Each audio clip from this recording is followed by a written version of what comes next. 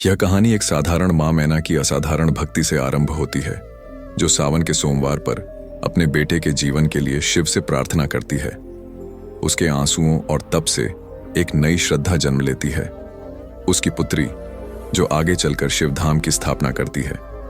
यह कथा माँ के त्याग, बेटी की सेवा और एक बालक की साधना की अद्भुत यात्रा है, जिसमें भक्ति, करुणा और शिव की कृपा हर चरण में झलकती है। यह सिर्फ एक कहानी नहीं, एक प्रेरणा है कि सच्चा प्रेम और निस्वार्थ भक्ति कभी व्यर्थ नहीं जाते। जय श्री राधा कृष्ण। प्रिय भक्तों, वीडियो को शुरू करने से पहले आइए प्रार्थना करें। हे कृष्ण, जो भी भक्त आज इस अमृत वाणी को सुन रहा है, उनके जीवन में आपकी कृपा दृष्टि बनाए रहे, उनके सभी कष्ट दूर हो। मित्रों, इसी अद्भुत वाणी को सुनने से पहले आपसे विचार और भक्त व्यक्त करते हुए नीचे कमेंट में जय श्री राधा कृष्णा जरूर लिखे। आपकी यही भक्ति हमारी इस यात्रा को और भी अद्भुत बनाएगी। हे साथी, यदि आप हमारा चैनल भक्ति सागर में नया है तो अभी सब्सक्राइब करें और घंटी के बटन को दबाएं। अब सावन का आखिरी सोमवार आने वाला था। आरव की हालत इतनी बिगड़ चुकी थी कि डॉक्टर ने मना कर दिया कि अब अस्पताल लाने का कोई लाभ नहीं। गांव भर में चर्चा फैल गई। आज मैना आखिरी सोमवार का व्रत करेगी, फिर या तो चमत्कार होगा या... लेकिन मैना के मन में संदेह नहीं था। वो अब भी शिव के नाम पर अडिग थी। सावन का अंतिम सोमवार, सूरज नहीं निकला था, आसमान में बादल घिरे थे। मैना ने सफेद साड़ी पहनी, जलपात्र उठाया और बिना कुछ बोले मंदिर की ओर चल पड़ी। इस बार वो पूरे रास्ते मौन थी। रास्ते में कांच के टुकड़े बिखरे थे, फिर भी वो नंगे पांव चली। शरीर से खून बह रहा था, लेकिन मन स्थिर था। मंदिर पहुंची, शिवलिंग पर जल चढ़ाया और वहीं भूमि पर गिर पड़ी। पुजारी दौड़कर आए, गांव की स्त्रियां पीछे पीछे आईं। उसके होंठ अब भी फुसफुसा रहे थे, AUM नमः शिवाय। उस रात मंदिर के शिवलिंग के पास दीपक अपने आप जल उठा। गांव में कई लोगों ने सपना देखा। शिव मुस्कुरा रहे हैं और कह रहे हैं, मैंने एक मां की पुकार सुन ली है। उसी रात घर में लेटे आरव की सांसें तेज चलने लगीं। उसने आंखें खोलीं और मां को देखा, जो अब भी शिवलिंग का चित्र लिए बैठी थी। आरव बोला, मां, मुझे भूख लगी है। मैना फूट फूट कर रो पड़ी। डॉक्टर को बुलाया गया। रिपोर्ट आई। आरव की हृदय गति सामान्य थी, रोग धीरे धीरे कम हो रहा था। डॉक्टर बोले, ये मेडिकल साइंस से परे है, चमत्कार है। गांव के लोग मैना के घर आने लगे। कोई प्रसाद चढ़ा रहा था, कोई चरण छू रहा था। अब वह मैना नहीं थी, शिव भक्त मां के नाम से जानी जाने लगी। मैना ने कोई दावा नहीं किया, बस मुस्कुराकर कहा, यह मेरे शिव की कृपा है। मैंने केवल मां होने का धर्म निभाया है। समय बीत गया। आरव पूरी तरह स्वस्थ हो गया। पढ़ाई में अव्वल, संस्कारों से परिपूर्ण और शिव भक्त। उसने बड़ा होकर गांव में एक शिव मंदिर का निर्माण कराया, मातृनंदन शिवधाम, जहां आज भी सावन के सोमवार को हजारों भक्त व्रत रखते हैं और मैना की कहानी सुनाते हैं।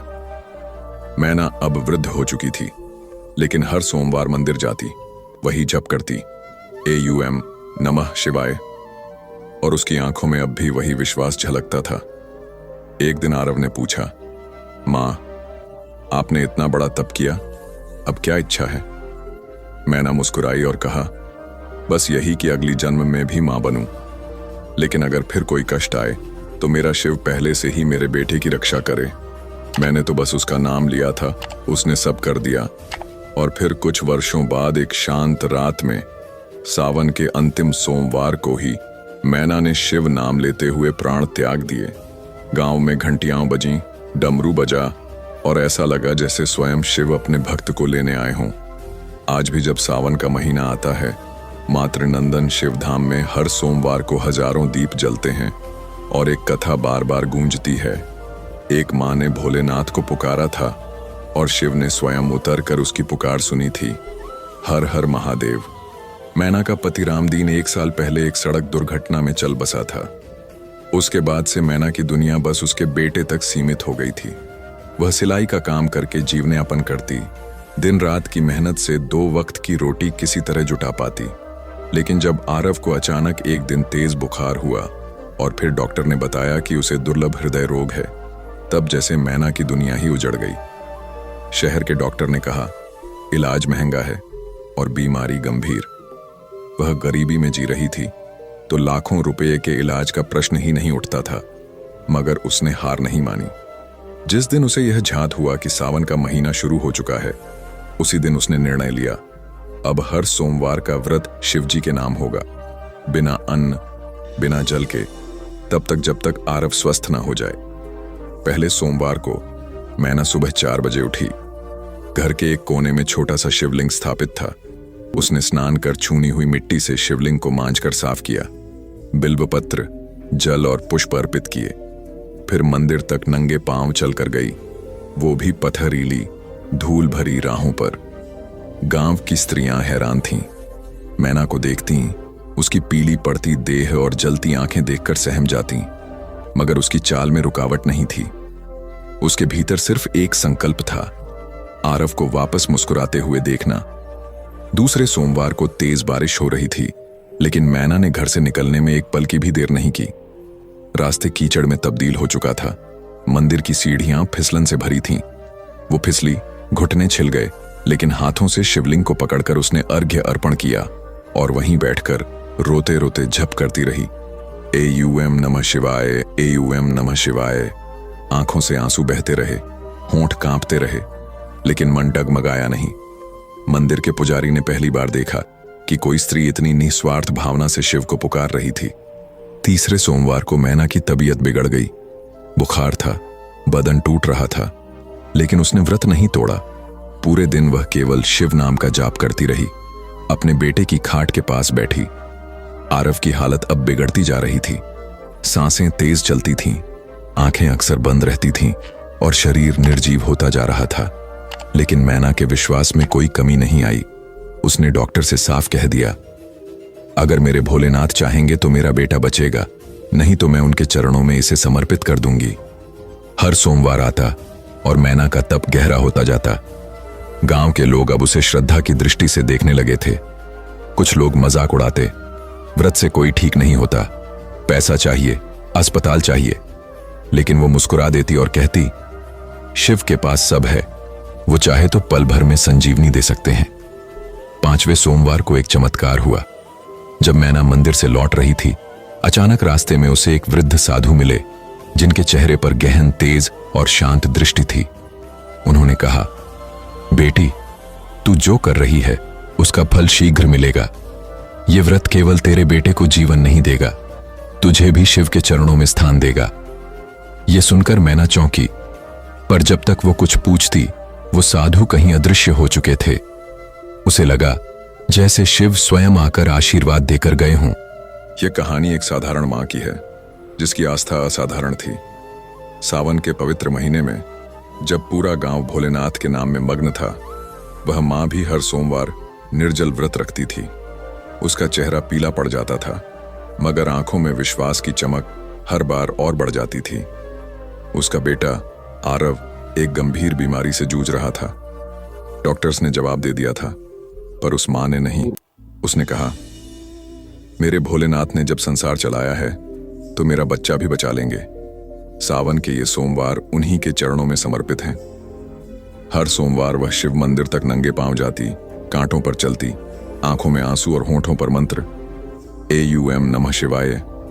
लोग कहते थे, क्या मिलेगा इस तप से? वो मुस्कुराकर कहती, मुझे कुछ नहीं चाहिए, सिर्फ आरव का जीवन, बाकी सब शिव जाने। सावन का अंतिम सोमवार आया। वो मां शिवलिंग पर जल चढ़ाकर वहीं गिर पड़ी। शरीर थक चुका था, पर आत्मा अभी भी जप रही थी। उस रात एक चमत्कार हुआ। आरव की सांसें जो रुक रही थीं, अचानक तेज चलने लगीं। डॉक्टरों ने कहा, यह तो किसी चमत्कार से कम नहीं। मां ने मुस्कुराकर आसमान की ओर देखा और कहा, मेरे शिव आए थे, सुन लिया उन्होंने एक मां की पुकार। यह कथा सिर्फ एक मां की नहीं, हर उस भक्त की है जो टूटते नहीं बल्कि शिव के भरोसे हर दर्द को सहते हैं। जय भोलेनाथ, हर हर महादेव। कहानी शुरू होती है उत्तर भारत के एक छोटे से गांव नवलपुर से, जहां धार्मिकता, विश्वास और परंपराओं की जड़ें बहुत गहरी थीं। वहां की मिट्टी में भक्ति रची बसी थी और सावन आते ही पूरा गांव भोलेनाथ की भक्ति में डूब जाता था। शिवालय में डमरू की आवाज, घंटियों की गूंज और एयूएम नमः शिवाय की गूंज हर दिशा में फैल जाती थी। इसी गांव में एक विधवा स्त्री रहती थी। उसका नाम था मैना।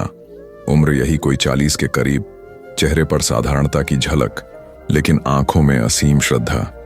उसकी गोद में एक ही संतान थी, आरव, जो जन्म से ही कमजोर था, लेकिन तेजस्वी आंखें, शांत स्वभाव और विनम्रता से भरा।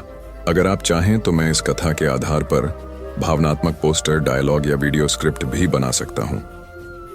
मैना अब भले ही बूढ़ी हो चुकी थी, लेकिन उसकी भक्ति में वही तेज, वही श्रद्धा और वही गहराई बरकरार थी। जब भी सावन का महीना आता तो वह नए जोश से शिवधाम में जुट जाती। आरव अब एक प्रतिष्ठित चिकित्सक बन चुका था, लेकिन उसका मन हर पल अपनी मां और शिव की भक्ति में ही डूबा रहता।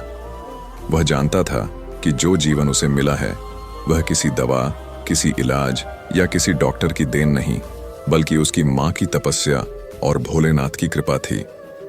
उसने अपने जीवन को सेवा के लिए समर्पित कर दिया था। नवलपुर गांव में उसका नाम बड़े सम्मान से लिया जाता था, लेकिन आरव का हृदय हर बार सावन के सोमवार को मां की उस तपस्या को याद कर कांप उठता था। उसकी आंखों में मां के नंगे पांव मंदिर तक जाते हुए, कांच पर चलते हुए, लहूलुहान शरीर से पूजा करते हुए दृश्य अब भी ताजा थे। उस सावन की बात है जब मंदिर में भव्य आयोजन किया जा रहा था।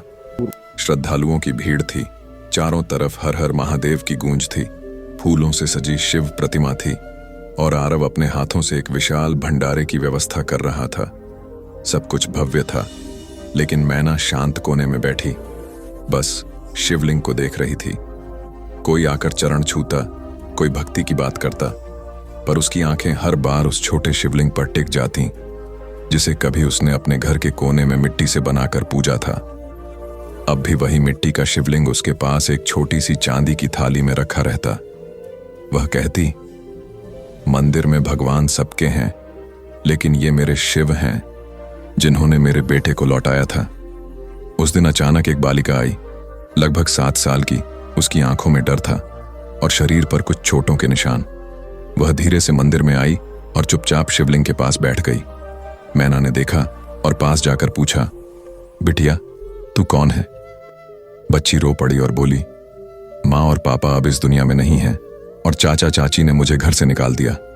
मैंने सुना था कि शिव सबकी रक्षा करते हैं, इसलिए उनके पास चली आई। उसकी बातें सुनकर जैसे मैना का पुराना घाव फिर से हरा हो गया।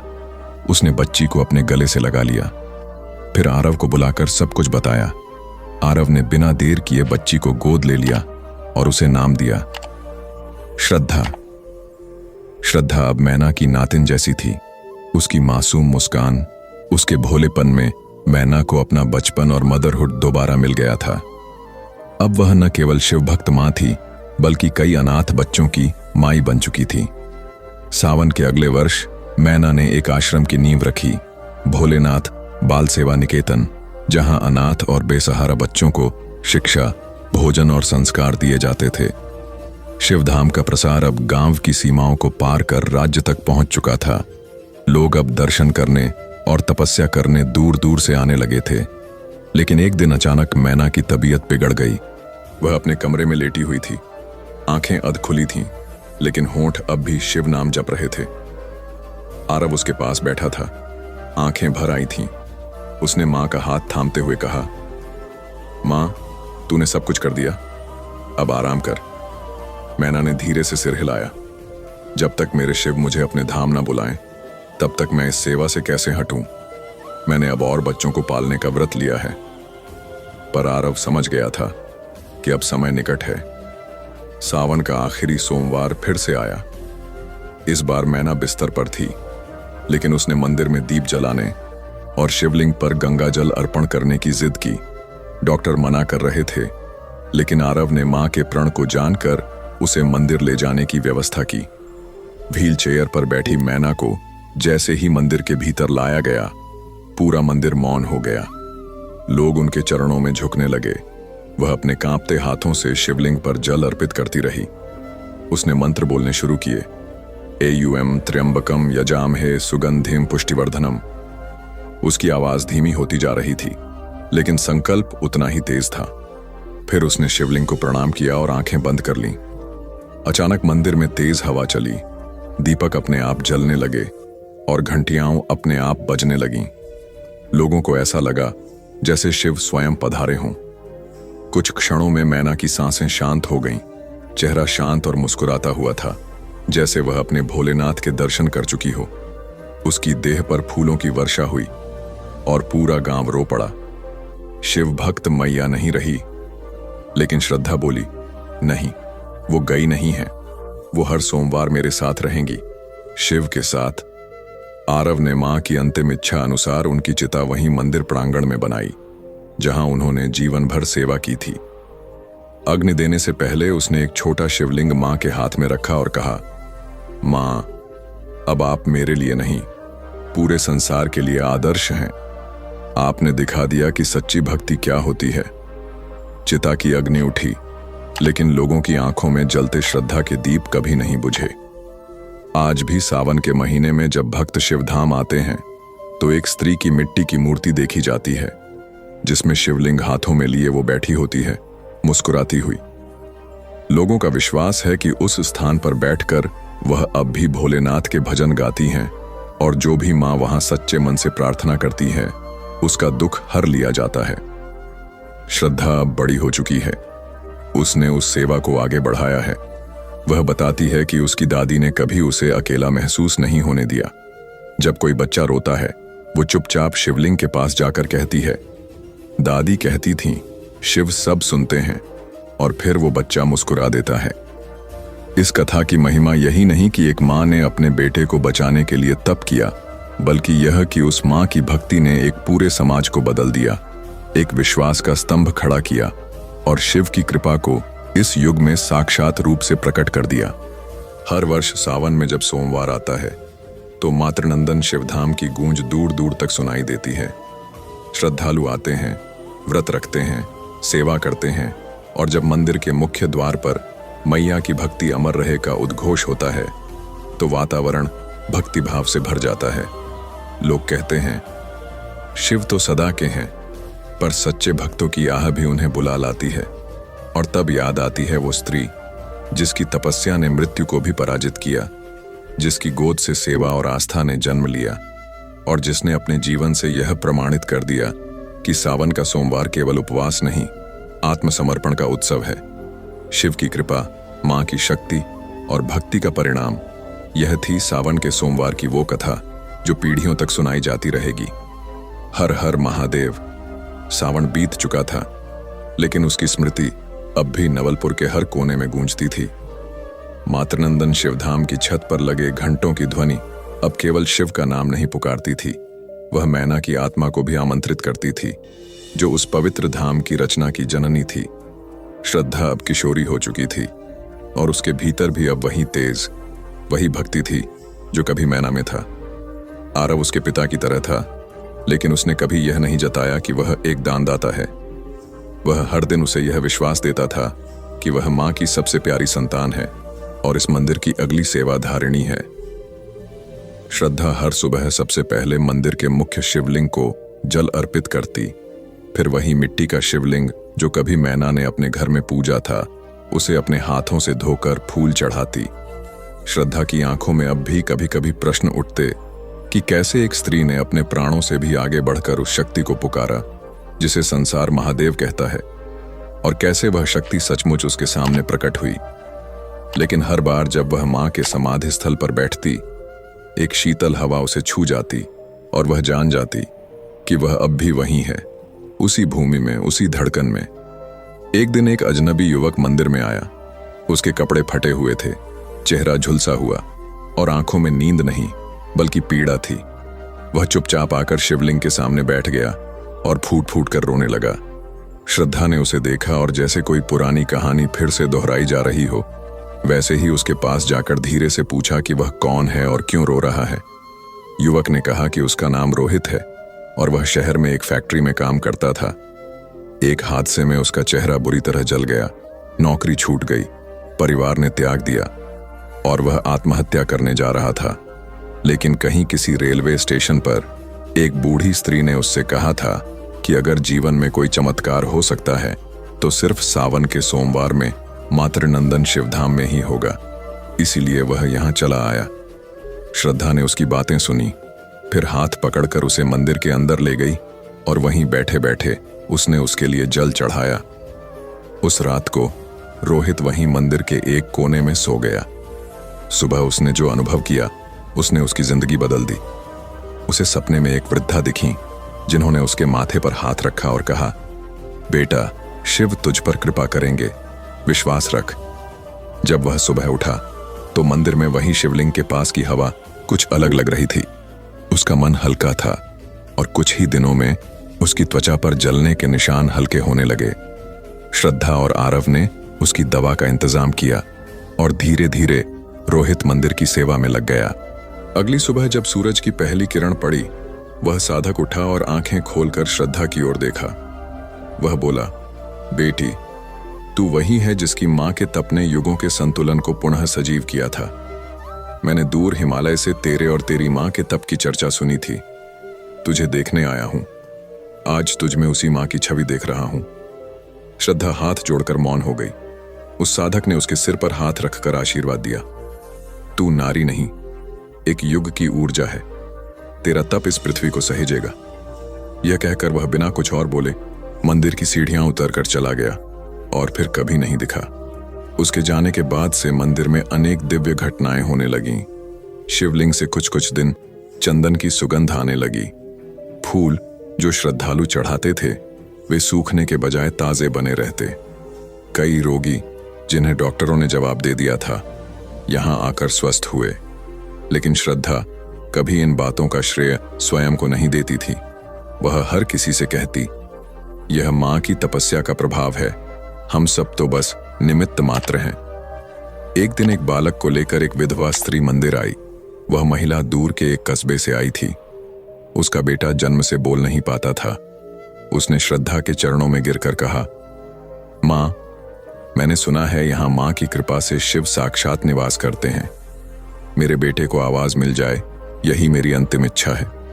श्रद्धा ने उसे उठाया, अपने गले से लगाया और कहा, मां की गोद में जो बच्चा आए वह कभी निराश नहीं जाता। शिव से कहो, वो सुनते हैं। उसने बालक को मंदिर में लाकर मिट्टी के शिवलिंग के सामने बैठा दिया। 3 दिन तक वह महिला वहीं रही, उपवास किया, प्रार्थना की। चौथे दिन जब वह बालक उठा तो उसने धीमे स्वर में कहा, मां। महिला की चीख निकल पड़ी। पूरा मंदिर स्तब्ध रह गया। लोगों ने अपनी आंखों से चमत्कार देखा था, लेकिन श्रद्धा शांत रही। उसने बस शिवलिंग को देखा और मुस्कुरा दी। अब मंदिर में लोगों की संख्या और बढ़ने लगी, लेकिन श्रद्धा इस भीड़ से दूर हर सुबह उसी मिट्टी के शिवलिंग के सामने बैठ जाती, आंखें बंद करके जप करती, और जब आंखें खोलती तो जैसे पूरी सृष्टि उसकी आंखों में प्रतिबिंबित होती। एक दिन एक पत्रकार ने पूछा, आप इतनी सेवा कर रही हैं, कभी अपने लिए नहीं सोचा? श्रद्धा ने उत्तर दिया, जिस दिन किसी ने किसी के लिए सोचना बंद कर दिया, वह दिन संसार के अंत की शुरुआत होगी। मां ने अपने लिए कुछ नहीं सोचा, मैं उनका अंश हूं। सावन के एक विशेष सोमवार को श्रद्धा ने मंदिर परिसर में एक विशाल यज्ञ का आयोजन किया। यह यज्ञ किसी विशेष मांग के लिए नहीं, बल्कि आभार के रूप में था। मां के लिए, शिव के लिए और उस प्रत्येक प्राणी के लिए जिसने श्रद्धा को यह जीवन दिया। यज्ञ के समय श्रद्धा स्वयं अग्नि के पास बैठी वैदिक मंत्रों का उच्चारण करती रही। उस दिन आकाश में मेघ मंडराने लगे थे। जैसे ही यज्ञ पूर्ण हुआ, आसमान से हल्की वर्षा होने लगी। सभी लोगों ने इसे देव आशीर्वाद माना, और जब वर्षा की बूंदें शिवलिंग पर गिरीं तो मंदिर में रुद्रवाणी की ध्वनि गूंज उठी, शिवम शाश्वतम। पूरा वातावरण दिव्यता से भर गया। अब मंदिर के बाहर एक शिलालेख स्थापित किया गया था, जिस पर लिखा था, यह मंदिर एक मां के आंसुओं से बना है। उसके त्याग से पवित्र हुआ है और उसकी बेटी की सेवा से जीवित है। श्रद्धा ने इस शिलालेख को देखकर बस यही कहा, बस एक चीज और लिखो, हर भक्त की जगह है यहां, हर दुखी का घर है यह, और हर मां की गोद है यह शिवधाम। श्रद्धा अब श्रद्धा माताजी कहलाई जाने लगी थी, लेकिन उसने कभी स्वयं को ऊंचा नहीं माना। वह कहती, मैं बस मां की सेवा पूरी कर रही हूं। मां ने तो संसार को दिखा दिया कि प्रेम, त्याग और विश्वास से बड़ा कोई तप नहीं होता। अब सावन का एक और साल आ चुका था, लेकिन इस बार एक अजीब सी बात हो रही थी। मंदिर के शिवलिंग से प्रतिदिन चंदन की खुशबू आती थी, बिना किसी के लगाए। लोग कहते थे कि यह मैया की आत्मा है जो अब भी वहीं है, सेवा करती है, पूजा करती है। श्रद्धा ने एक दिन कहा, मां अब देवी बन चुकी हैं और मैं केवल उनकी परछाई हूं। उस सावन के अंतिम सोमवार को जब सभी श्रद्धालु मंदिर में एकत्र थे, श्रद्धा ने एक आखिरी घोषणा की, आज से यह मंदिर किसी एक धर्म या व्यक्ति का नहीं, यह मानवता का केंद्र होगा, जहां हर पीड़ित आकर शांति पाएगा। शिव के द्वार सबके लिए खुले हैं, जैसे मां ने कभी मेरे लिए खोले थे। उस दिन जब आरव ने पीछे मुड़कर देखा तो लगा जैसे मंदिर की सीढ़ियों पर मैना खड़ी मुस्कुरा रही है, आशीर्वाद दे रही है। और तभी मंदिर की घंटियां अपने आप बज उठीं, जैसे शिव भी इस दृश्य से प्रसन्न हो उठे हों। इस कथा का अंत नहीं है, क्योंकि जहां मां का त्याग, सेवा और आस्था जीवित है, वहां हर दिन सावन का सोमवार है, हर दिन शिव का वरदान है। हर हर महादेव। सावन का अगला वर्ष आने से पहले ही मातृनंदन शिवधाम और श्रद्धा की सेवा की गूंज देश के कोने कोने में फैल चुकी थी। अब यह केवल एक मंदिर नहीं था, यह एक चेतना बन चुका था। श्रद्धा की भक्ति, उसकी मां मैना का त्याग और शिव की कृपा ने मिलकर इसे एक ऐसे स्थान में बदल दिया था जहां लोग केवल दर्शन के लिए नहीं, शांति, समाधान और उद्धार की आस में आते थे। मंदिर के गर्भगृह में वही पुराना शिवलिंग था जिसकी पूजा कभी मैना ने कांपते हाथों और अश्रुपूरित आंखों से की थी, और उसके पास वह छोटा सा मिट्टी का शिवलिंग जो एक मां की साधना का जीवित प्रतीक बन चुका था। श्रद्धा अब 30 वर्ष की हो चुकी थी, लेकिन उसके चेहरे की आभा, उसकी आंखों की गहराई और उसके हृदय की करुणा पहले जैसी ही शुद्ध, निर्मल और श्रद्धा संपन्न थी। उसके लिए समय का कोई मूल्य नहीं था, मौसम का कोई प्रभाव नहीं था, थकावट की कोई पहचान नहीं थी। वह हर दिन अपने नित्य कार्यों में रत रहती, मंदिर की सेवा, आश्रम की देखरेख, बच्चों की परवरिश, वृद्धों की सेवा और हर आने वाले पीड़ित को अपनापन देना। वह कहती थी, जिस दिन मैं किसी के दर्द को कम नहीं कर पाऊं, समझो उस दिन मैंने शिव की भक्ति नहीं की। इन्हीं दिनों में एक वृद्ध साधक मंदिर में आया। उसके वस्त्र फटे हुए थे, बाल बिखरे थे, पर चेहरा अत्यंत शांत। उसने गर्भगृह में जाकर शिवलिंग के सामने ध्यान लगाना शुरू किया। घंटों बीत गए, वह न तो हिला न कुछ बोला। श्रद्धा ने उसे देखा और समझ गई कि यह कोई साधारण व्यक्ति नहीं है। दिन ढल गया, मंदिर बंद करने का समय आया, लेकिन वह व्यक्ति ज्यों का त्यों बैठा रहा। श्रद्धा ने सबको मना कर दिया, आज शिव मंदिर तब तक बंद नहीं होगा जब तक वह स्वयं न उठे। शिव शायद आज उनकी आंखों से देख रहे हैं। अब शिवधाम में एक नई पहचान जुड़ गई थी, सेवक रोहित। उसने मंदिर के पास एक आयुर्वेदिक केंद्र की स्थापना की, जहां निःशुल्क इलाज होता था, और उस केंद्र का नाम रखा गया मैना तप केंद्र। रोहित का विश्वास यह बन चुका था कि जब तक वह सांस ले रहा है, वह उस स्त्री की तपस्या को अपनी सेवा से आगे बढ़ाएगा जिसने उसे मौत से खींचकर जीवन दिया। एक और श्रद्धा अब युवावस्था में प्रवेश कर रही थी। उसका सौंदर्य, उसकी भक्ति और उसकी करुणा इतनी स्पष्ट थी कि अब लोग उसे भवानी कहने लगे थे। उसे विवाह के कई प्रस्ताव आए, लेकिन वह हर बार मना कर देती। आरव एक दिन बोला, बेटी, क्या तू सदा यही सेवा करती रहेगी? तुझे भी तो अपना जीवन जीना है।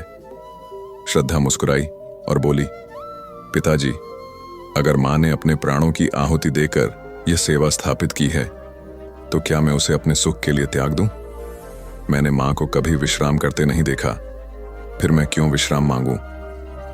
आरव ने उसकी आंखों में वही ज्वाला देखी जो वर्षों पहले उसने मैना की आंखों में देखी थी। और मौन रह गया। एक वर्ष ऐसा आया जब सावन में गांव में भयंकर बाढ़ आ गई। आसपास के गांव पानी में डूब गए थे।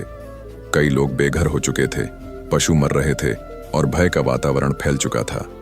चारों ओर पानी ही पानी था, लेकिन शिवधाम के मंदिर के चारों ओर की भूमि अब भी शुष्क थी।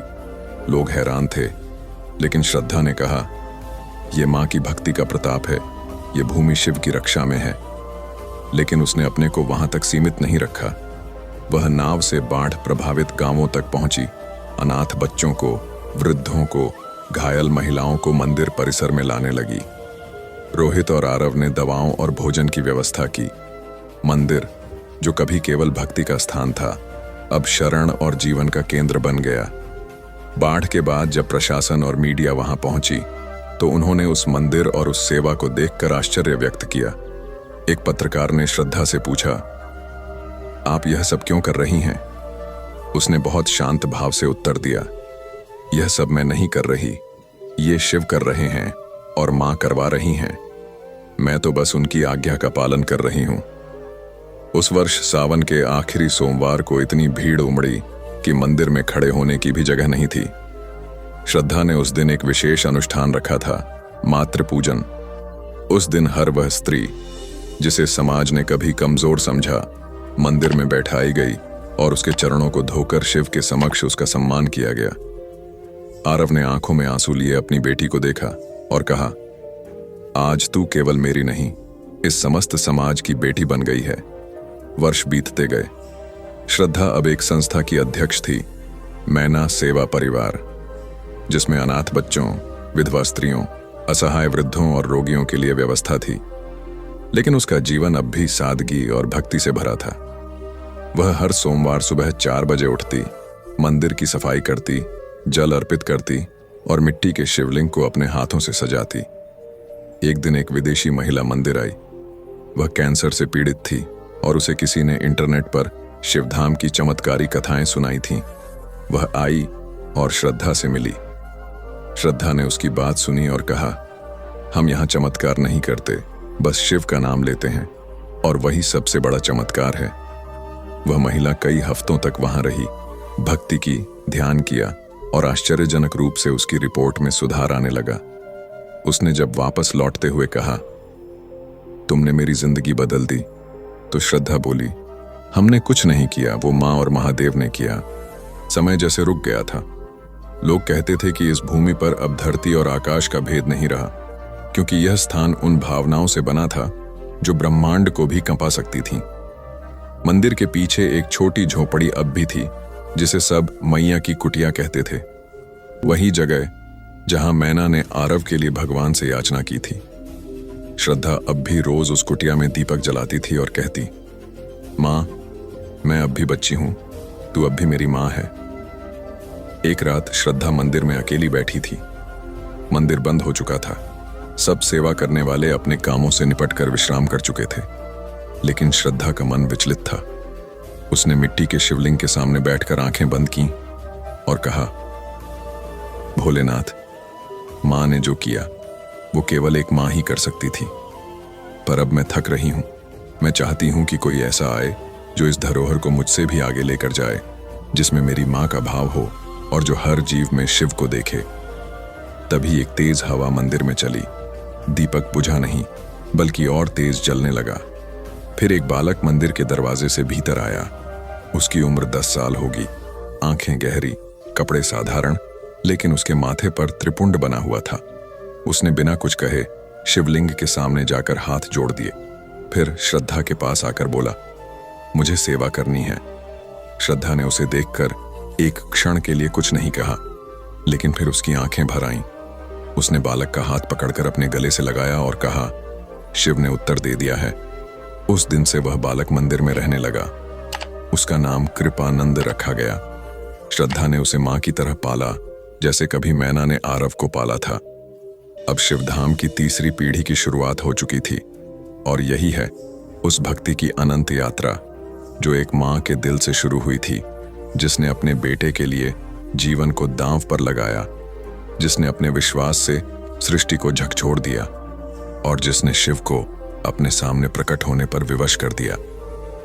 यह कहानी अभी समाप्त नहीं हुई है, न कभी होगी।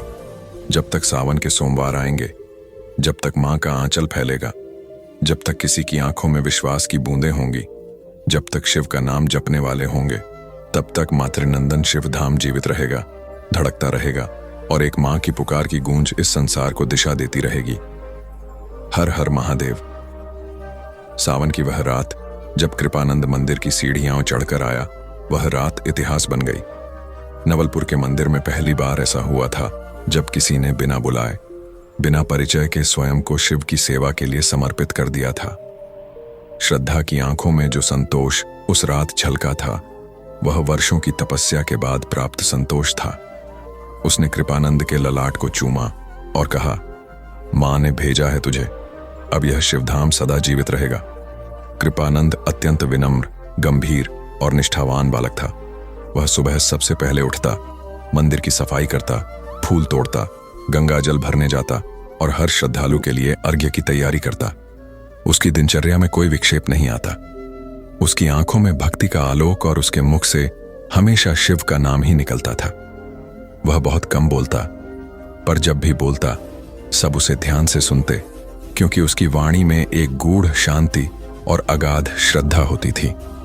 मंदिर में अब श्रद्धालु उससे भी मार्गदर्शन लेने लगे थे। श्रद्धा ने उसके प्रशिक्षण की पूरी जिम्मेदारी ली।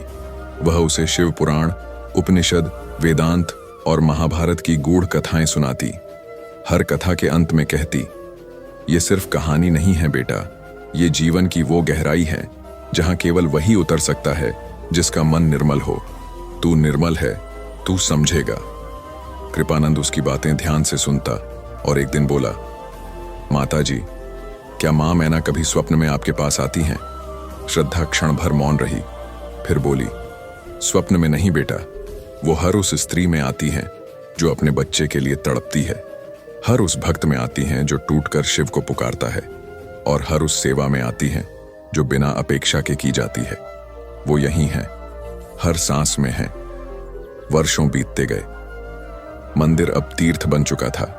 देश के कोने कोने से श्रद्धालु आने लगे थे। श्रद्धा अब अर्धवृद्धा हो चली थी, लेकिन उसका मन और तप पहले जैसा ही ऊर्जावान था। उसने अब मंदिर की सेवा और शिक्षा का पूरा कार्य कृपानंद को सौंप दिया था। वह अब केवल ध्यान करती, मौन व्रत रखती, और जब कोई सच्चा भक्त आता तभी उससे मिलती। लोग कहते थे, अब शिवधाम की माता स्वयं ध्यानस्थ हो गई हैं। अब वो बोलती नहीं, वो केवल देखती हैं, और जिन पर दृष्टि पड़ जाए उनका भाग्य बदल जाता है। एक सावन आया जब पहली बार श्रद्धा ने स्वयं किसी कार्यक्रम की घोषणा नहीं की। सबको लगा शायद अब वह थक चुकी हैं। लेकिन एक रात मंदिर की सीढ़ियों पर कृपानंद आया और उसने लोगों से कहा, इस वर्ष सावन के सोमवार पर माताजी स्वयं प्रवचन देंगी। यह उनका अंतिम संबोधन होगा। यह सुनते ही मंदिर में कोलाहल मच गया। वर्षों से जो लोग उनकी एक झलक को तरसते थे, उन्हें अब सुनने का अवसर मिलने वाला था। सावन का पहला सोमवार आया। मंदिर में लाखों की भीड़ उमड़ पड़ी। सुरक्षा, व्यवस्था सब कृपानंद ने देखी। विशाल मंच पर श्रद्धा ने जब प्रवेश किया, तब चंदन, बेलपत्र और गंगा जल की सुगंध हवा में घुल गई। उसके वस्त्र सफेद थे, माथे पर त्रिपुंड, गले में रुद्राक्ष की माला और चेहरे पर एक दिव्य तेज। मंच पर बैठते ही उसने आंखें बंद की और जब खोली तो पूरा वातावरण मौन हो गया। उसकी वाणी गूंज उठी, मैं कुछ नहीं हूं, मैं केवल उसकी बेटी हूं जिसने शिव को अपने आंसुओं से बुलाया। और अब जब मैं देखती हूं कि हजारों माताएं, बहनें और बेटे यहां आते हैं, तो जान जाती हूं कि मां मैना का प्रेम अब अनंत हो चुका है। यह मंदिर अब ईंट और पत्थर का नहीं, यह उस भक्ति की गाथा है जो बिना शर्त के अर्पण की गई। उसने शिव की महिमा, मां के बलिदान और सेवा की शक्ति के विषय में घंटों तक बात की। उसका हर वाक्य सुनने वालों के हृदय में उतरता चला गया। अंत में उसने कहा, अब समय है कि मैं मौन हो जाऊं। मां ने कहा था, जब तेरा संकल्प पूर्ण हो जाए तब तू मौन धारण कर लेना, क्योंकि सेवा और प्रेम तब सर्वोच्च हो जाते हैं जब शब्दों की आवश्यकता ना हो। इसके बाद श्रद्धा ने वाणी का त्याग कर दिया। वह अब केवल मौन व्रती बन गई थी। कृपानंद अब मंदिर का पूर्ण दायित्व संभाल चुका था। उसने मंदिर के समीप एक गुरुकुल स्थापित किया, जहां बच्चों को केवल शिक्षा ही नहीं, जीवन का अर्थ भी सिखाया जाता था। शिवधाम अब सेवा, शिक्षा और साधना का सबसे बड़ा केंद्र बन चुका था। एक दिन एक विशेष अतिथि मंदिर में पधारा। वह भारत के प्रधानमंत्री थे। उन्होंने जब श्रद्धा के चरणों में झुकना चाहा, तो कृपानंद ने उन्हें रोकते हुए कहा, माताजी, अब किसी के चरणों में झुकने की आवश्यकता नहीं समझती, क्योंकि उन्होंने संसार को जो दिया वो किसी भी सत्ता से परे है। आप उनसे आशीर्वाद लें, वह पर्याप्त है। प्रधानमंत्री ने उस दिव्य शांति को अपने जीवन का सबसे महान क्षण बताया और देश भर में श्रद्धा माता की भक्ति, सेवा और तप को श्रद्धांजलि अर्पित की। सालों बाद एक सावन की रात, जब झमाझम बारिश हो रही थी, कृपानंद ध्यान में था और मंदिर में दीपक स्वतः प्रज्वलित हो गए थे। लोग समझ गए कि कुछ अलौकिक घटने वाला है। सुबह मंदिर की कुटिया से सूचना आई, श्रद्धा माता अब समाधि में लीन हो गई हैं। नवलपुर रो पड़ा। देश भर से श्रद्धालु पहुंचे। उनका पार्थिव शरीर वहीं रखा गया जहां उनकी मां मैना का हुआ करता था। समाधि के समय मंदिर की घंटियां स्वयं बज उठीं और लोगों ने आकाश में एक प्रकाश रेखा देखी जो उत्तर दिशा की ओर बढ़ गई। कृपानंद ने उस समय कहा, शिव ने अपनी पुत्री को अपने धाम बुला लिया है। अब यह स्थान केवल एक मंदिर नहीं, एक जीवंत स्मृति बन गया है। श्रद्धा की समाधि के बाद मंदिर के समीप एक विशाल शिव पार्वती मंदिर बनाया गया और साथ ही श्रद्धा मैना की प्रतिमा को स्थापित किया गया। हर वर्ष सावन में वहां विशेष अनुष्ठान होता है, जहां केवल पुजारियों के नहीं बल्कि माताओं के हाथों से पूजा करवाई जाती है। यह मान्यता है कि जो स्त्री वहां सच्चे मन से आकर प्रार्थना करती है, उसे शिव साक्षात दर्शन देते हैं। कृपानंद अब भी वहीं है, उसी सेवा में, उसी तप में, उसी भक्ति में। वह कहता है, मां की भक्ति और पुत्र की सेवा का जो मिलन हुआ, वह अब सदा के लिए इस धरा पर अमिट हो चुका है। अब जो भी यहां आएगा वो केवल शिव के दर्शन नहीं, मां के आशीर्वाद के साथ जीवन की दिशा पाएगा। हर हर महादेव। श्रद्धा माता की समाधि के वर्षों बाद शिवधाम केवल एक मंदिर नहीं बल्कि एक चेतना, एक जीवंत शक्ति और एक दिव्य परंपरा का प्रतीक बन चुका था। कृपानंद अब वृद्ध हो चला था, लेकिन उसकी भक्ति, उसकी सेवा और उसके संस्कार अब भी उसी तेजस्विता से भरे हुए थे जैसे उसके युवावस्था में हुआ करते थे। उसने संपूर्ण जीवन को मातृव्रत, तप, सेवा और शिव भक्ति के लिए समर्पित कर दिया। शिवधाम अब विश्व के उन पवित्र स्थानों में गिना जाने लगा था जहां भक्ति और मानव सेवा का पूर्ण संगम होता है। कृपानंद ने अपने जीवन के अंतिम वर्षों में अनेक शिवालय, सेवा केंद्र, गुरुकुल और चिकित्सालय स्थापित किए, लेकिन वह हमेशा यही कहता रहा कि यह सब मां मैना और श्रद्धा माता के तप का फल है। उसने एक जीवनी लिखवाई जिसका नाम रखा गया श्रद्धा का शिव। उस ग्रंथ में मां मैना की पीड़ा, तपस्या, विश्वास और शिव के प्रति उसकी अविचल भक्ति को अत्यंत मार्मिक रूप में दर्शाया गया। एक दिन जब कृपानंद ध्यान में लीन था, उसने अनुभव किया कि मां की स्मृति अब भी वैसी ही ताजी है जैसे वह पहले दिन मंदिर में आई थी। उसने मंदिर के प्रांगण में सबसे अंतिम बार प्रवचन दिया, जिसमें उसने कहा कि जब भी किसी हृदय में प्रेम, सेवा और त्याग एक साथ समाहित हो जाएं, वहां मां प्रकट हो जाती हैं। उसने अपने जीवन के अंत में एक वाक्य बार बार दोहराया, मां ने जीवन दिया, श्रद्धा ने दिशा और शिव ने दिव्यता। यही त्रिदेवता इस शिवधाम की आत्मा है। कुछ वर्षों पश्चात कृपानंद ने भी समाधि ली और उसे श्रद्धा माता के समीप समाधिस्थ किया गया। अब वह स्थान मां मैना, श्रद्धा माता और कृपानंद, इन तीनों के समर्पण का तीर्थ बन गया। हर सावन, हर सोमवार को लाखों लोग वहां एकत्र होते हैं, जहां कोई भेदभाव नहीं, कोई अहंकार नहीं, केवल भक्ति होती है, सेवा होती है और शिव का नाम गूंजता है। मंदिर का शिखर अब बादलों को चीरता हुआ आकाश को छूता है, लेकिन लोगों का विश्वास उससे भी ऊंचा है। इस कथा का सारांश यह है कि जब एक साधारण स्त्री मां बनती है और अपने पुत्र के लिए शिव से टकरा जाती है, तब वह साधारण नहीं रह जाती, वह स्वयं शिवत्व को प्राप्त कर लेती है।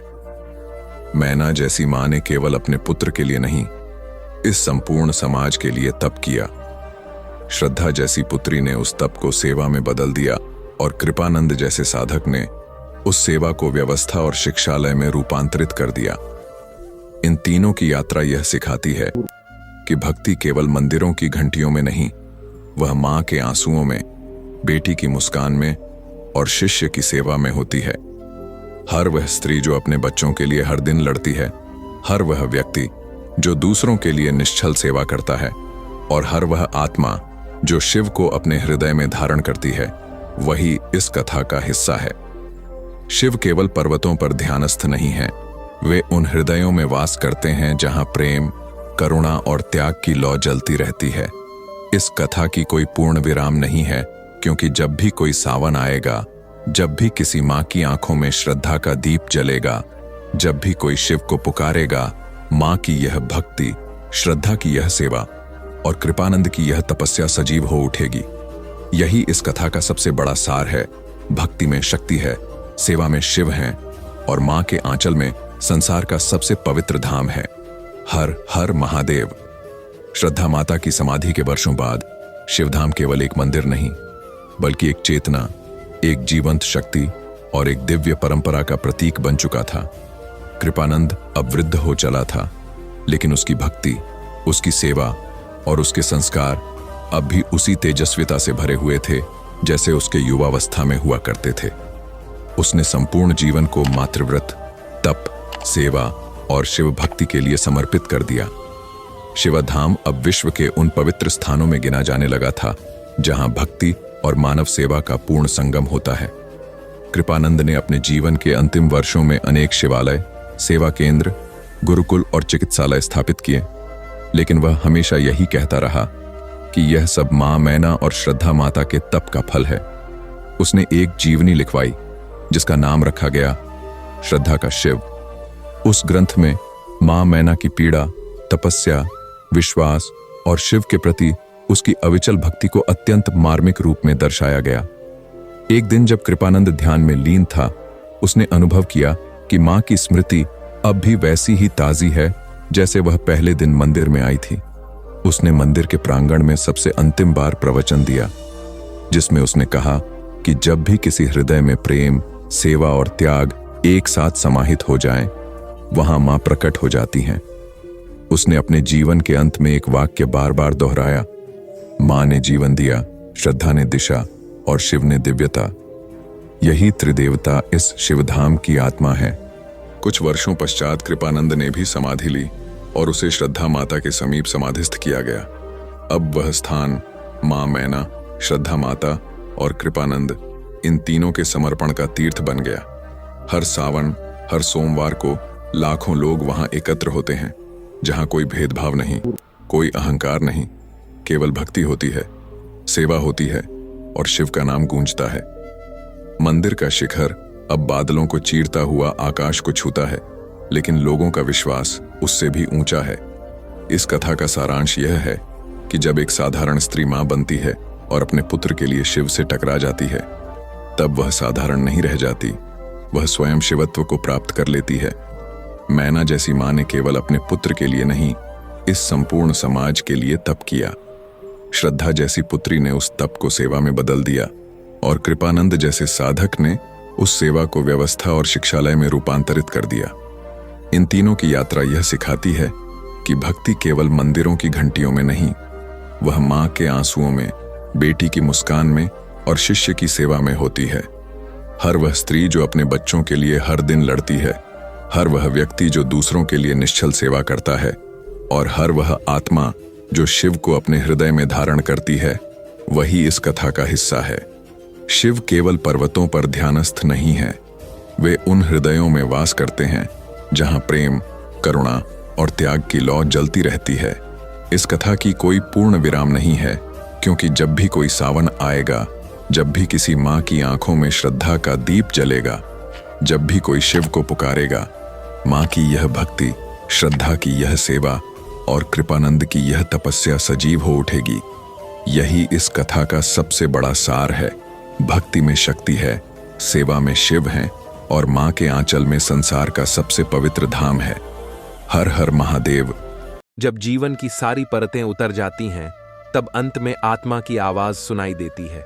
यही आवाज है आत्मज्ञान की, जो हमें संसार से नहीं स्वयं से जोड़ती है। आज यश उस अंतिम पड़ाव पर पहुंच चुका है जहां उसकी आत्मा श्री कृष्ण की वाणी में अपना प्रतिबिंब देखती है। जय श्री राधे कृष्णा। प्रिय मित्रों, वीडियो को शुरू करने से पहले आइए प्रार्थना करें। हे कृष्ण, जो भी भक्त आज इस अमृतवाणी को सुन रहा है, उनके जीवन में आपकी कृपया सदा बनी रहे और उनके सभी कष्ट दूर हो। मित्रों, इस अद्भुत वाणी को सुनने से पहले अपने विचार और भक्ति को व्यक्त करते हुए नीचे कमेंट में जय श्री राधे कृष्णा जरूर लिखें। आपकी यह भक्ति हमारी इस यात्रा को और भी अद्भुत बनाएगी। साथ ही यदि आप हमारे चैनल भक्ति सागर में नए हैं तो अभी सब्सक्राइब करें और घंटी के बटन को दबाएं ताकि आप हमारे हर नई भक्ति यात्रा का हिस्सा बन सके। तो चलिए बिना देरी किए इस दिव्य यात्रा की ओर बढ़ते हैं। अब यश के जीवन में न कोई भ्रम था न भय। संघर्षों ने उसे मजबूत बनाया। श्री कृष्ण की वाणी ने उसे जागरूक। एक दिन गहरी ध्यान साधना के क्षण में उसकी आंखें बंद थीं, पर भीतर कोई द्वार खुलने लगा। श्री कृष्ण की वाणी गूंजी, जो स्वयं को जान लेता है वही ईश्वर को जान लेता है। आत्मा न जन्म लेती है न मरती है, वह शुद्ध है, अचल है और अनंत है। यश की आंखों से अश्रुधारा बह चली, पर वे आंसू दुहक के नहीं थे, वे शांति के, मुक्ति के आंसू थे। उसने देखा कि उसका सारा जीवन, हर दुख, हर सुख, हर मोड़ उसी आत्मज्ञान की तैयारी थी। अब वह न संसार से भागना चाहता था न उसमें खो जाना। वह जान चुका था कि संसार एक माध्यम है, साध्य नहीं। हे प्रभु, अब मुझे न किसी उपलब्धि का गर्व है न किसी विफलता का मलाल। आप ही में मैं था, आप ही में हूं और आप ही में लीन हो जाना चाहता हूं। श्री कृष्ण प्रकट हुए, मुस्कुराए। यश, तू अब मुक्त है क्योंकि तूने स्वयं को जान लिया है। जो आत्मा को जान लेता है वो जन्म मरण के बंधनों से पार चला जाता है। यश का चेहरा शांत था, हृदय में समर्पण था। अब उसके जीवन की यात्रा पूर्ण हो चुकी थी, आत्मज्ञान के साथ मुक्ति। रात के 10 बज चुके थे। बनारस के घाटों पर अब भी कुछ दीप जल रहे थे, पर घाट का सबसे आखिरी सिरा एकदम वीरान था। वहां एक टूटी सीढ़ी पर बैठा था यश, बिल्कुल चुप, बिल्कुल खोया हुआ। उसके कपड़े गीले थे, बाल बिखरे हुए और आंखें एकटक गंगा की ओर देख रही थीं, जैसे उस जल में कुछ खो चुका हो जिसे वह खोज रहा हो, या शायद खुद को ही। कुछ ही महीनों पहले यश एक बड़ी मल्टीनेशनल कंपनी में एक शानदार पद पर था। उसके भाषण पर लोग तालियां बजाते थे और उसके इंस्टाग्राम पर हजारों फॉलोअर्स थे। पर फिर एक प्रोजेक्ट में हुई एक गलती और सब कुछ बदल गया। दोस्त जो कल तक कंधे पर हाथ रखकर खड़े थे, अब फोन तक नहीं उठाते थे। प्रेमिका ने भी कहा, यश, अब हम 2 अलग रास्तों के लोग हैं। घर पर मां बाप की आंखों में चिंता थी, लेकिन शब्दों में निराशा। और यश, वो सब समझ रहा था लेकिन कुछ कह नहीं पा रहा था। उस रात जब उसने अपने ऑफिस से निकाला गया मेल पढ़ा तो वो चुपचाप शहर की भागती सड़कें पार करता हुआ घाट पर आ गया, बिना किसी को बताए। मैं अच्छा बेटा बनने की कोशिश करता रहा, अच्छा प्रेमी, अच्छा कर्मचारी, और बदले में क्या मिला? यश ने गहरी सांस लेते हुए मन में कहा। गंगा का पानी उसकी आंखों से टपकते आंसुओं के साथ एक हो गया, और तब उस चुप्पी में, एक अनजानी सी शांति में, उसने पहली बार वो सुनी, वो वाणी जो उसके भीतर थी और अब जाग रही थी। वत्स। यश चौंका। आसपास कोई नहीं था, बस वही घाट, लहरों की धीमी गूंज और अब एक नई आवाज, धीमी लेकिन बेहद स्पष्ट। वत्स, तू टूटा नहीं है, तू बस रुका हुआ है। ये ठहराव अंत नहीं है, ये तूफान तुझे साफ कर रहा है, भीतर से। यश ने आंखें खोली। कौन है? कौन बोल रहा है? तू वह नहीं जो दुनिया ने बनाया, तू वह है जो खुद को पहचानता है। इस संसार की नजरों में गिरना कोई हार नहीं, आत्मा की नजरों में उठना ही असली जीत है। शब्द हवा में नहीं थे, वो उसके भीतर गूंज रहे थे। यश के रोंगटे खड़े हो गए। उसे पहली बार ऐसा लगा जैसे कोई अदृश्य शक्ति उसे पुकार रही है। कौन हो तुम? यश ने अंदर से पूछा। उत्तर मिला, मैं वो हूं जो तू वर्षों से सुनने की कोशिश कर रहा था, पर तेरा अहंकार, तेरा शोर तुझे कभी सुनने ही नहीं दिया। अब जब तू टूटा है, अब तू तैयार है। उस रात यश बहुत देर तक वहीं बैठा रहा। वह श्री कृष्ण को नहीं देख सकता था, लेकिन उनकी वाणी को वह पहली बार स्पष्ट महसूस कर रहा था। वाणी गूंजती रही, अंधकार के बाद ही प्रभात होता है और पतन के बाद ही उत्थान। अब तुझे तय करना है कि क्या तू इस अंधेरे में समा जाएगा या इसी से होकर प्रकाश की ओर बढ़ेगा। यश की आंखों से बहते आंसू अब रुक चुके थे। उसके भीतर एक हल्का सा संकल्प जग चुका था। वो जानता था रास्ता लंबा होगा और अकेला भी, पर अब वो इतना अकेला नहीं था। अब उसके भीतर कोई बोल रहा था। श्री कृष्ण की वाणी उसके भीतर पहली बार बसी थी और इसी के साथ शुरू हुई उसकी असली यात्रा, पतन से परिवर्तन तक की। जब आत्मा को सबसे ज्यादा टूटना पड़ता है, तब सबसे ज्यादा सवाल उठते हैं। मैं कौन हूं? मेरा उद्देश्य क्या है? क्या मेरी जिंदगी का अर्थ केवल संघर्ष है? ऐसे प्रश्न जब मन के अंदर तूफान बनकर उठते हैं, तभी कहीं से आती है वह दिव्य गाइडेंस जो अंधेरे में उजाला दिखाती है। यश के लिए यह सफर अब शुरू हुआ है, सवालों से, और उन सवालों के जवाबों से जो उसकी आत्मा को सुकून देंगे। रात गहराती जा रही थी। घाट पर अब भी यश अकेला था, लेकिन उसका मन चुप नहीं था। वह अपने भीतर उठ रहे सवालों से घिरा हुआ था, जैसे हर सवाल एक तलवार हो जो उसके दिल को चीर रही हो। मैं असफल क्यों हुआ? क्या मैं काबिल नहीं था? क्या यह मेरा भाग्य था या मेरी मेहनत में कमी? यश ने फुसफुसाते हुए खुद से कहा। उसके कानों में फिर से वही शांत लेकिन सशक्त आवाज गूंजने लगी। वत्स, कर्म ही तेरा मूल है, फल नहीं। तू फल की चिंता करता है, इसलिए गिरता है। लेकिन अगर कर्म ही रास्ता है, तो फिर मैं क्यों हार गया? मैंने पूरी मेहनत की। यश की आवाज में पीड़ा झलक रही थी। कर्म का फल निश्चित है, पर उसका समय और स्वरूप तेरे हाथ में नहीं। तू केवल अपने कर्म पर ध्यान दे, फल भगवान की इच्छा पर छोड़ दे। यह समझना तेरी आजादी है। यश ने गहरी सांस ली। उसकी आंखों में हल्की चमक लौट आई। वह सोचने लगा, तो क्या मैं अब से केवल कर्म करूंगा, बिना फल की चिंता किए? हां वत्स, यही ज्ञान तेरी मुक्ति का द्वार है। जब तू कर्म को त्याग देगा, फल से लगाव छूट जाएगा, तभी तुझे सच्चा सुख मिलेगा। धीरे धीरे यश के मन में एक नई ऊर्जा जागने लगी। वह समझ गया कि जीवन के संघर्षों का अर्थ केवल जीत हार नहीं, बल्कि कर्म का समर्पण है। मैं अब से कर्म करता रहूंगा, बिना फल की चिंता किए, और हर परिस्थिति में स्थिर रहूंगा। उसने अपनी आंखें बंद करके प्रण लिया। गंगा की ठंडी हवा उसके चेहरे को छू रही थी, मानो प्रकृति भी उसकी इस नई सोच का स्वागत कर रही हो। श्री कृष्ण की वाणी फिर गूंज उठी। याद रख वत्स, कर्मण्येवाधिकारस्ते मां फलेषु कदाचन। कर्म करते रह, फल की चिंता मत कर। यही तेरी सबसे बड़ी ताकत है। यश ने खुद से कहा, अब मैं एक नया यश बनूंगा जो अंधेरे में भी प्रकाश खोज सके। रात का सन्नाटा अब उस पर भारी नहीं था। उस पर अब विश्वास था कि उसके सवालों का जवाब भीतर ही कहीं है, और वह श्री कृष्ण की वाणी से हर रोज मिलेगा। जिंदगी में असली परीक्षा तब आती है जब हम अकेले अपने संघर्षों के सामने खड़े होते हैं। वही पल हमें तोड़ भी सकते हैं और नया आकार भी दे सकते हैं।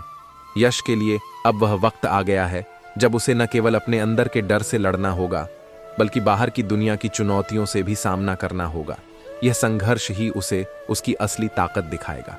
सुबह की हल्की धूप यश के कमरे में धीरे धीरे फैल रही थी, पर उसके दिल में उठ रहे तूफान की तुलना में सूरज की ये रोशनी कुछ भी नहीं थी।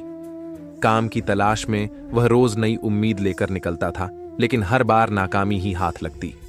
कंपनी के लोग उसे भूल चुके थे, दोस्त दूर हो गए थे, और परिवार के बीच भी दूरी बढ़ती जा रही थी।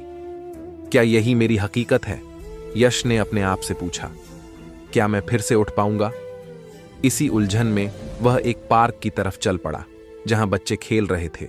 लोग जीवन की रफ्तार में व्यस्त थे। उस भीड़ में वह खुद को कहीं खोया हुआ महसूस कर रहा था। तभी उसे फिर वही आवाज सुनाई दी, शांति और विश्वास से भरी। वत्स, संघर्ष जीवन का नियम है। जो उसे स्वीकार करता है वही विजेता होता है, पर दर्द इतना गहरा है कि सहना मुश्किल है। यश ने जवाब दिया, देख वत्स, जीवन में सुख दुख दो पहिए हैं। जैसे बिना दर्द के खुशी नहीं होती, वैसे ही बिना संघर्ष के सफलता नहीं। जो दर्द सहता है वही आनंद को समझता है। यश की आंखें नम हो गईं। वह समझ गया कि संघर्ष उसका दुश्मन नहीं बल्कि गुरु है। वह ठाना कि वह हार नहीं मानेगा। रोज छोटे छोटे कदम उठाएगा, फिर चाहे वह कितना भी मुश्किल क्यों ना हो। उस दिन से यश ने खुद को फिर से तैयार किया। सुबह जल्दी उठना, योग और ध्यान करना, छोटे कामों को महत्व देना, हर दिन अपने आप को बेहतर बनाने की कोशिश। धीरे धीरे लोगों की नजरों में उसकी छवि बदलने लगी। वह फिर से उम्मीद के साथ जीने लगा, लेकिन अंदर से वह जानता था ये तो केवल शुरुआत है, अभी बहुत लंबा सफर बाकी है। श्री कृष्ण की वाणी गूंजती रही, विपत्तियों में भी धैर्य रख वत्स, यही तेरी सबसे बड़ी शक्ति है। जो धैर्य रखता है वही संसार को जीतता है। यश ने अपने मन से कहा, मैं गिरा जरूर हूं, लेकिन अब मैं फिर से खड़ा हो रहा हूं अपने संघर्ष से लड़ने के लिए।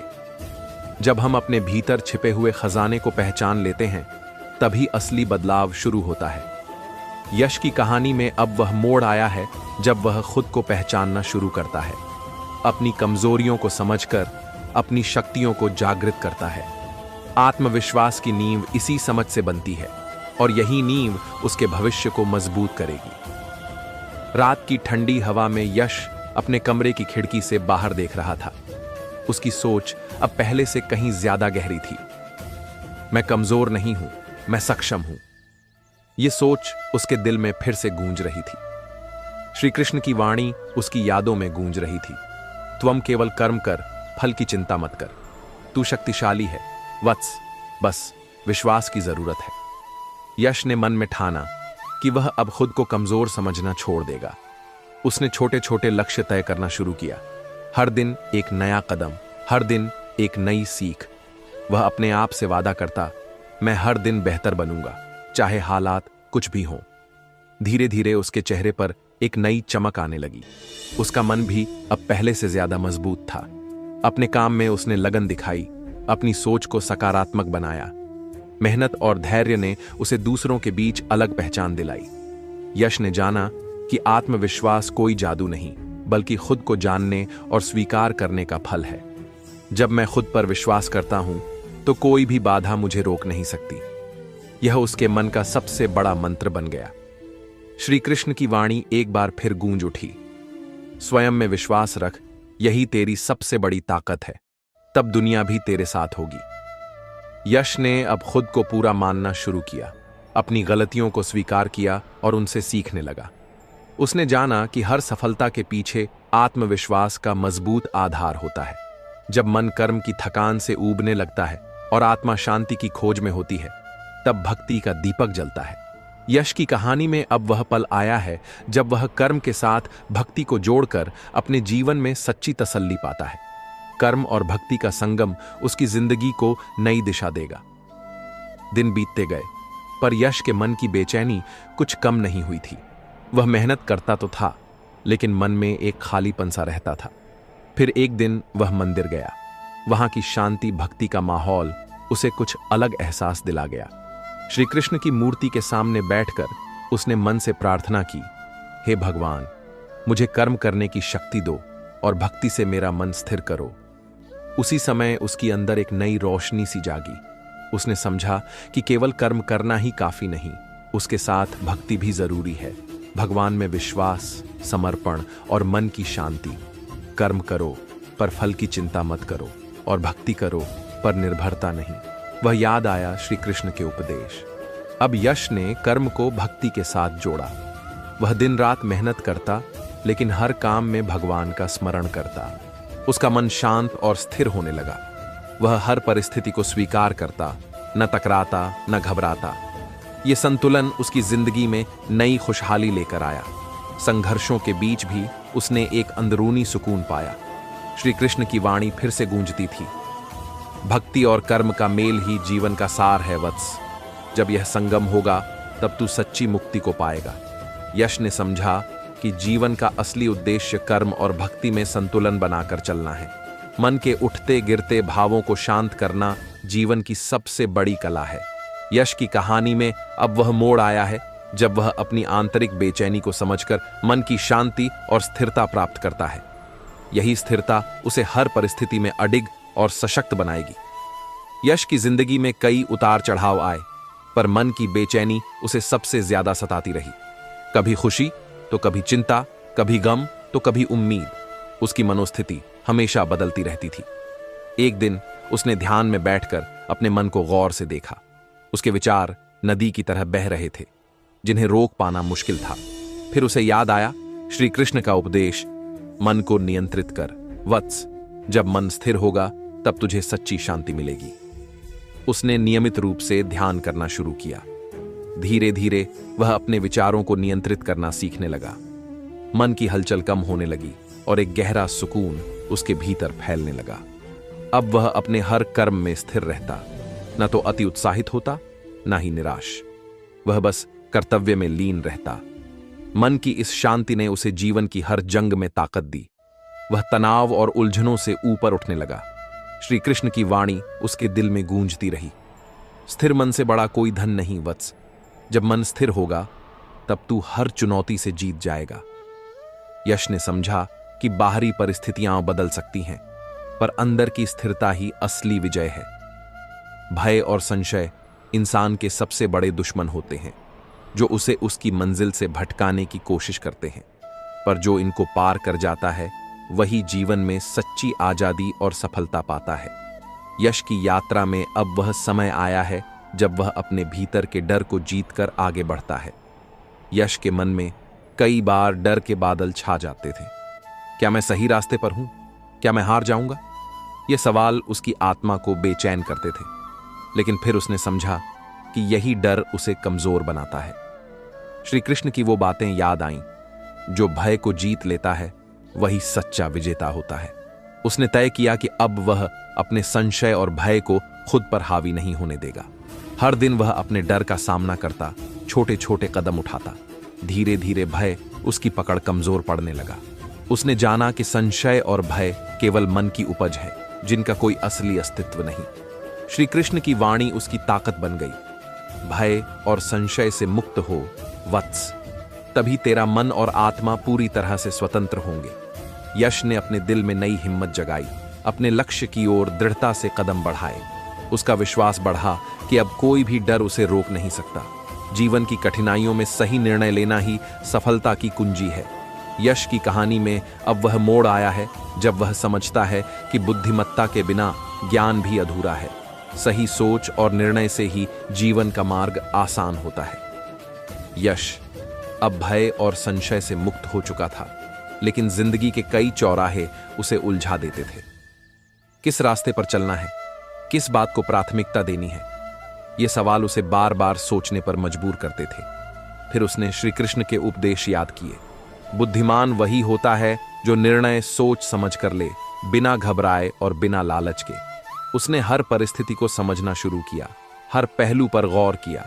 वह जल्दबाजी से बचता और धैर्य से फैसले करता। यश ने जाना कि निर्णय लेने के लिए केवल ज्ञान नहीं, बल्कि अनुभव और समझदारी भी जरूरी है। कभी कभी गलत फैसले भी सीखने का जरिया होते हैं, इसलिए डरे नहीं, बल्कि उनसे भी सीखना चाहिए। श्री कृष्ण की वाणी उसके मन में गूंजती रही, सही निर्णय से जीवन का कल्याण होता है वत्स, इसलिए अपने विवेक का सहारा लेना। अब यश ने अपने जीवन में नए अवसरों को पहचानना और सही कदम उठाना शुरू किया। उसका आत्मविश्वास फिर से बढ़ा, क्योंकि वह जानता था कि हर फैसला सोच समझकर लिया गया है। सेट 9, निरंतर प्रयास और धैर्य। Sweet intro. कई बार मंजिल दूर दिखती है, लेकिन जो अपने प्रयासों को कभी नहीं छोड़ता और धैर्य रखता है, वही अंत में विजय प्राप्त करता है। यश की कहानी में अब वह समय है जब वह निरंतर प्रयास और धैर्य की महत्ता को समझता है। यश ने सही निर्णय लेना तो सीख लिया था, लेकिन सफलता का रास्ता अभी भी आसान नहीं था।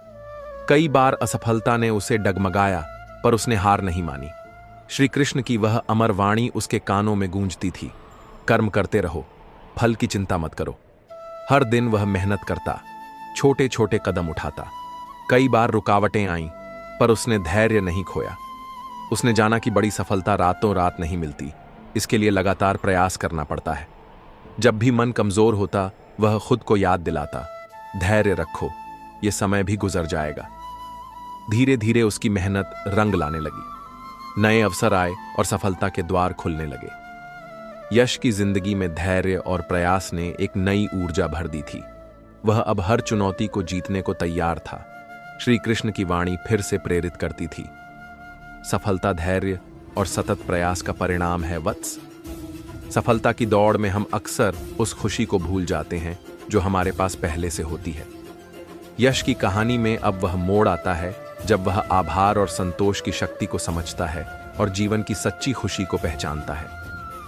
यश ने अब तक कई संघर्ष देखे और कई सफलताएं भी हासिल कीं, लेकिन मन में एक खालीपन भी महसूस होता था। फिर उसने ध्यान दिया कि उसे जो मिला है उसके लिए आभार जताना जरूरी है। उसने सोचा, श्री कृष्ण की सीख यही है, जो है उसी में संतोष रखो। हर दिन वह अपने जीवन की छोटी छोटी खुशियों को गिनने लगा। परिवार, स्वास्थ्य, दोस्तों का साथ, ये सब उसे अमूल्य लगे। आभार की यह भावना उसके मन को हल्का और प्रसन्न करती गई। संतोष ने उसे एक नई ताकत दी। अब वह अपने संघर्षों को भी खुशी के साथ स्वीकार करता। श्री कृष्ण की वाणी उसकी आत्मा में गूंजती, संतोष में बड़ी शक्ति है वत्स। आभार और संतोष ही सच्ची समृद्धि है। यश ने जाना कि संतोष से बड़ा धन कोई नहीं और आभार से बड़ा उपहार कोई नहीं। उसने जीवन को एक सुंदर उपहार समझा, हर पल को खुशी से जीना शुरू किया। जब इंसान खुद को पूरी तरह जान लेता है, तब उसकी कोई ताकत उसे हरा नहीं सकती। यश की कहानी में वह मुकाम आता है जब वह अपने भीतर की शक्ति को समझकर पूर्ण आत्मविश्वास के साथ जीवन की हर चुनौती को स्वीकार करता है। यश ने अब तक जीवन के कई रंग देखे, कई बार खुद को कमजोर महसूस किया, लेकिन अब उसे अपनी असली पहचान मिल रही थी। श्री कृष्ण की गीता की वो शिक्षा उसके मन में गूंज रही थी, अपने भीतर की शक्ति को पहचान वत्स, तेरा आत्मविश्वास ही तेरा सबसे बड़ा हथियार है। उसने आत्मचिंतन करना शुरू किया और जाना कि वह किसी से कम नहीं। हर असफलता और संघर्ष ने उसे मजबूत बनाया था। वह अब अपने आप पर भरोसा करता था। अंदर से एक नई ऊर्जा और विश्वास ने उसे भर दिया था, जो उसे हर चुनौती में जीत दिला सकती थी। यश ने ठाना कि अब वह खुद की पहचान को लेकर कोई संदेह नहीं करेगा। श्री कृष्ण की वाणी बार बार उसे याद दिलाती, आत्मज्ञान से बड़ा कोई धन नहीं और आत्मविश्वास से बड़ा कोई हथियार नहीं। उसके कदम दृढ़ और निश्चय से भरे थे। वह जानता था कि जब तक वह खुद पर विश्वास रखेगा, कोई भी बाधा उसे रोक नहीं पाएगी। जब इंसान अपने कर्मों को फल की इच्छा से मुक्त होकर समर्पित भाव से करता है, तभी वह सच्चे कर्मयोगी बनता है। यश की कहानी में वह मोड़ आता है जब वह कर्म योग के मार्ग को अपनाकर जीवन में सच्ची शांति पाता है।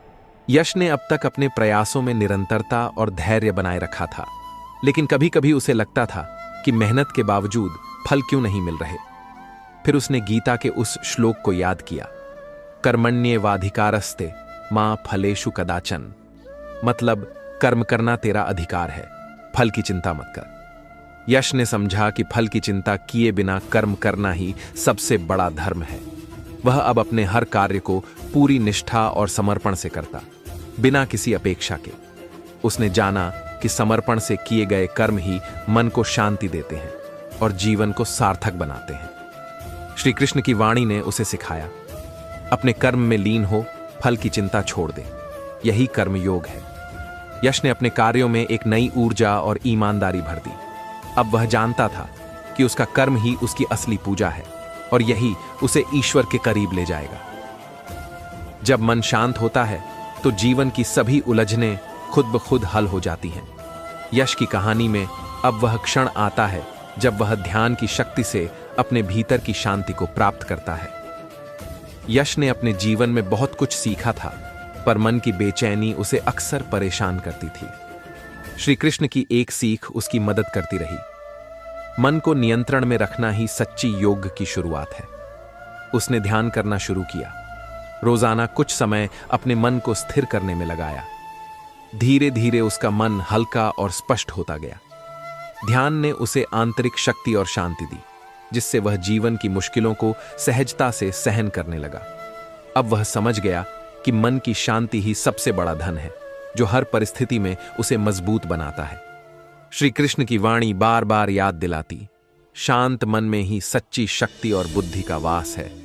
ध्यान की गहराई में उतरकर यश ने अपने जीवन को एक नई दिशा दी। उत्तर मिला, मैं वो हूं जो तू वर्षों से सुनने की कोशिश कर रहा था, पर तेरा अहंकार, तेरा शोर तुझे कभी सुनने ही नहीं दिया। अब जब तू टूटा है, अब तू तैयार है। उस रात यश बहुत देर तक वहीं बैठा रहा। वह श्री कृष्ण को नहीं देख सकता था, लेकिन उनकी वाणी को वह पहली बार स्पष्ट महसूस कर रहा था। वाणी गूंजती रही, अंधकार के बाद ही प्रभात होता है और पतन के बाद ही उत्थान।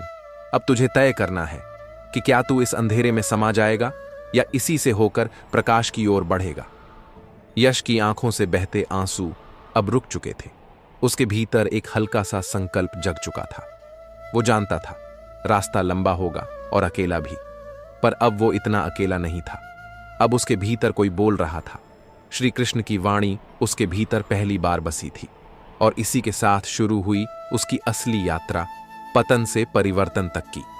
जब आत्मा को सबसे ज्यादा टूटना पड़ता है, तब सबसे ज्यादा सवाल उठते हैं। मैं कौन हूं? मेरा उद्देश्य क्या है? क्या मेरी जिंदगी का अर्थ केवल संघर्ष है? ऐसे प्रश्न जब मन के अंदर तूफान बनकर उठते हैं, तभी कहीं से आती है वह दिव्य गाइडेंस जो अंधेरे में उजाला दिखाती है। यश के लिए यह सफर अब शुरू हुआ है, सवालों से, और उन सवालों के जवाबों से जो उसकी आत्मा को सुकून देंगे। रात गहराती जा रही थी। घाट पर अब भी यश अकेला था, लेकिन उसका मन चुप नहीं था। वह अपने भीतर उठ रहे सवालों से घिरा हुआ था, जैसे हर सवाल एक तलवार हो जो उसके दिल को चीर रही हो। मैं असफल क्यों हुआ? क्या मैं काबिल नहीं था? क्या यह मेरा भाग्य था या मेरी मेहनत में कमी? यश ने फुसफुसाते हुए खुद से कहा। उसके कानों में फिर से वही शांत लेकिन सशक्त आवाज गूंजने लगी। वत्स, कर्म ही तेरा मूल है, फल नहीं। तू फल की चिंता करता है, इसलिए गिरता है। लेकिन अगर कर्म ही रास्ता है, तो फिर मैं क्यों हार गया? मैंने पूरी मेहनत की। यश की आवाज में पीड़ा झलक रही थी। कर्म का फल निश्चित है, पर उसका समय और स्वरूप तेरे हाथ में नहीं। तू केवल अपने कर्म पर ध्यान दे, फल भगवान की इच्छा पर छोड़ दे। यह समझना तेरी आजादी है। यश ने गहरी सांस ली। उसकी आंखों में हल्की चमक लौट आई। वह सोचने लगा, तो क्या मैं अब से केवल कर्म करूंगा, बिना फल की चिंता किए? हां वत्स, यही ज्ञान तेरी मुक्ति का द्वार है। जब तू कर्म को त्याग देगा, फल से लगाव छूट जाएगा, तभी तुझे सच्चा सुख मिलेगा। धीरे धीरे यश के मन में एक नई ऊर्जा जागने लगी। वह समझ गया कि जीवन के संघर्षों का अर्थ केवल जीत हार नहीं, बल्कि कर्म का समर्पण है। मैं अब से कर्म करता रहूंगा, बिना फल की चिंता किए, और हर परिस्थिति में स्थिर रहूंगा। उसने अपनी आंखें बंद करके प्रण लिया। गंगा की ठंडी हवा उसके चेहरे को छू रही थी, मानो प्रकृति भी उसकी इस नई सोच का स्वागत कर रही हो। श्री कृष्ण की वाणी फिर गूंज उठी। याद रख वत्स, कर्मण्येवाधिकारस्ते मां फलेषु कदाचन। कर्म करते रह, फल की चिंता मत कर। यही तेरी सबसे बड़ी ताकत है। यश ने खुद से कहा, अब मैं एक नया यश बनूंगा जो अंधेरे में भी प्रकाश खोज सके। रात का सन्नाटा अब उस पर भारी नहीं था। उस पर अब विश्वास था कि उसके सवालों का जवाब भीतर ही कहीं है, और वह श्री कृष्ण की वाणी से हर रोज मिलेगा। जिंदगी में असली परीक्षा तब आती है जब हम अकेले अपने संघर्षों के सामने खड़े होते हैं। वही पल हमें तोड़ भी सकते हैं और नया आकार भी दे सकते हैं। यश के लिए अब वह वक्त आ गया है जब उसे न केवल अपने अंदर के डर से लड़ना होगा, बल्कि बाहर की दुनिया की चुनौतियों से भी सामना करना होगा। यह संघर्ष ही उसे उसकी असली ताकत दिखाएगा। सुबह की हल्की धूप यश के कमरे में धीरे धीरे फैल रही थी, पर उसके दिल में उठ रहे तूफान की तुलना में सूरज की ये रोशनी कुछ भी नहीं थी। काम की तलाश में वह रोज नई उम्मीद लेकर निकलता था, लेकिन हर बार नाकामी ही हाथ लगती। कंपनी के लोग उसे भूल चुके थे, दोस्त दूर हो गए थे, और परिवार के बीच भी दूरी बढ़ती जा रही थी। क्या यही मेरी हकीकत है? यश ने अपने आप से पूछा। क्या मैं फिर से उठ पाऊंगा? इसी उलझन में वह एक पार्क की तरफ चल पड़ा, जहां बच्चे खेल रहे थे। लोग जीवन की रफ्तार में व्यस्त थे। उस भीड़ में वह खुद को कहीं खोया हुआ महसूस कर रहा था। तभी उसे फिर वही आवाज सुनाई दी, शांति और विश्वास से भरी।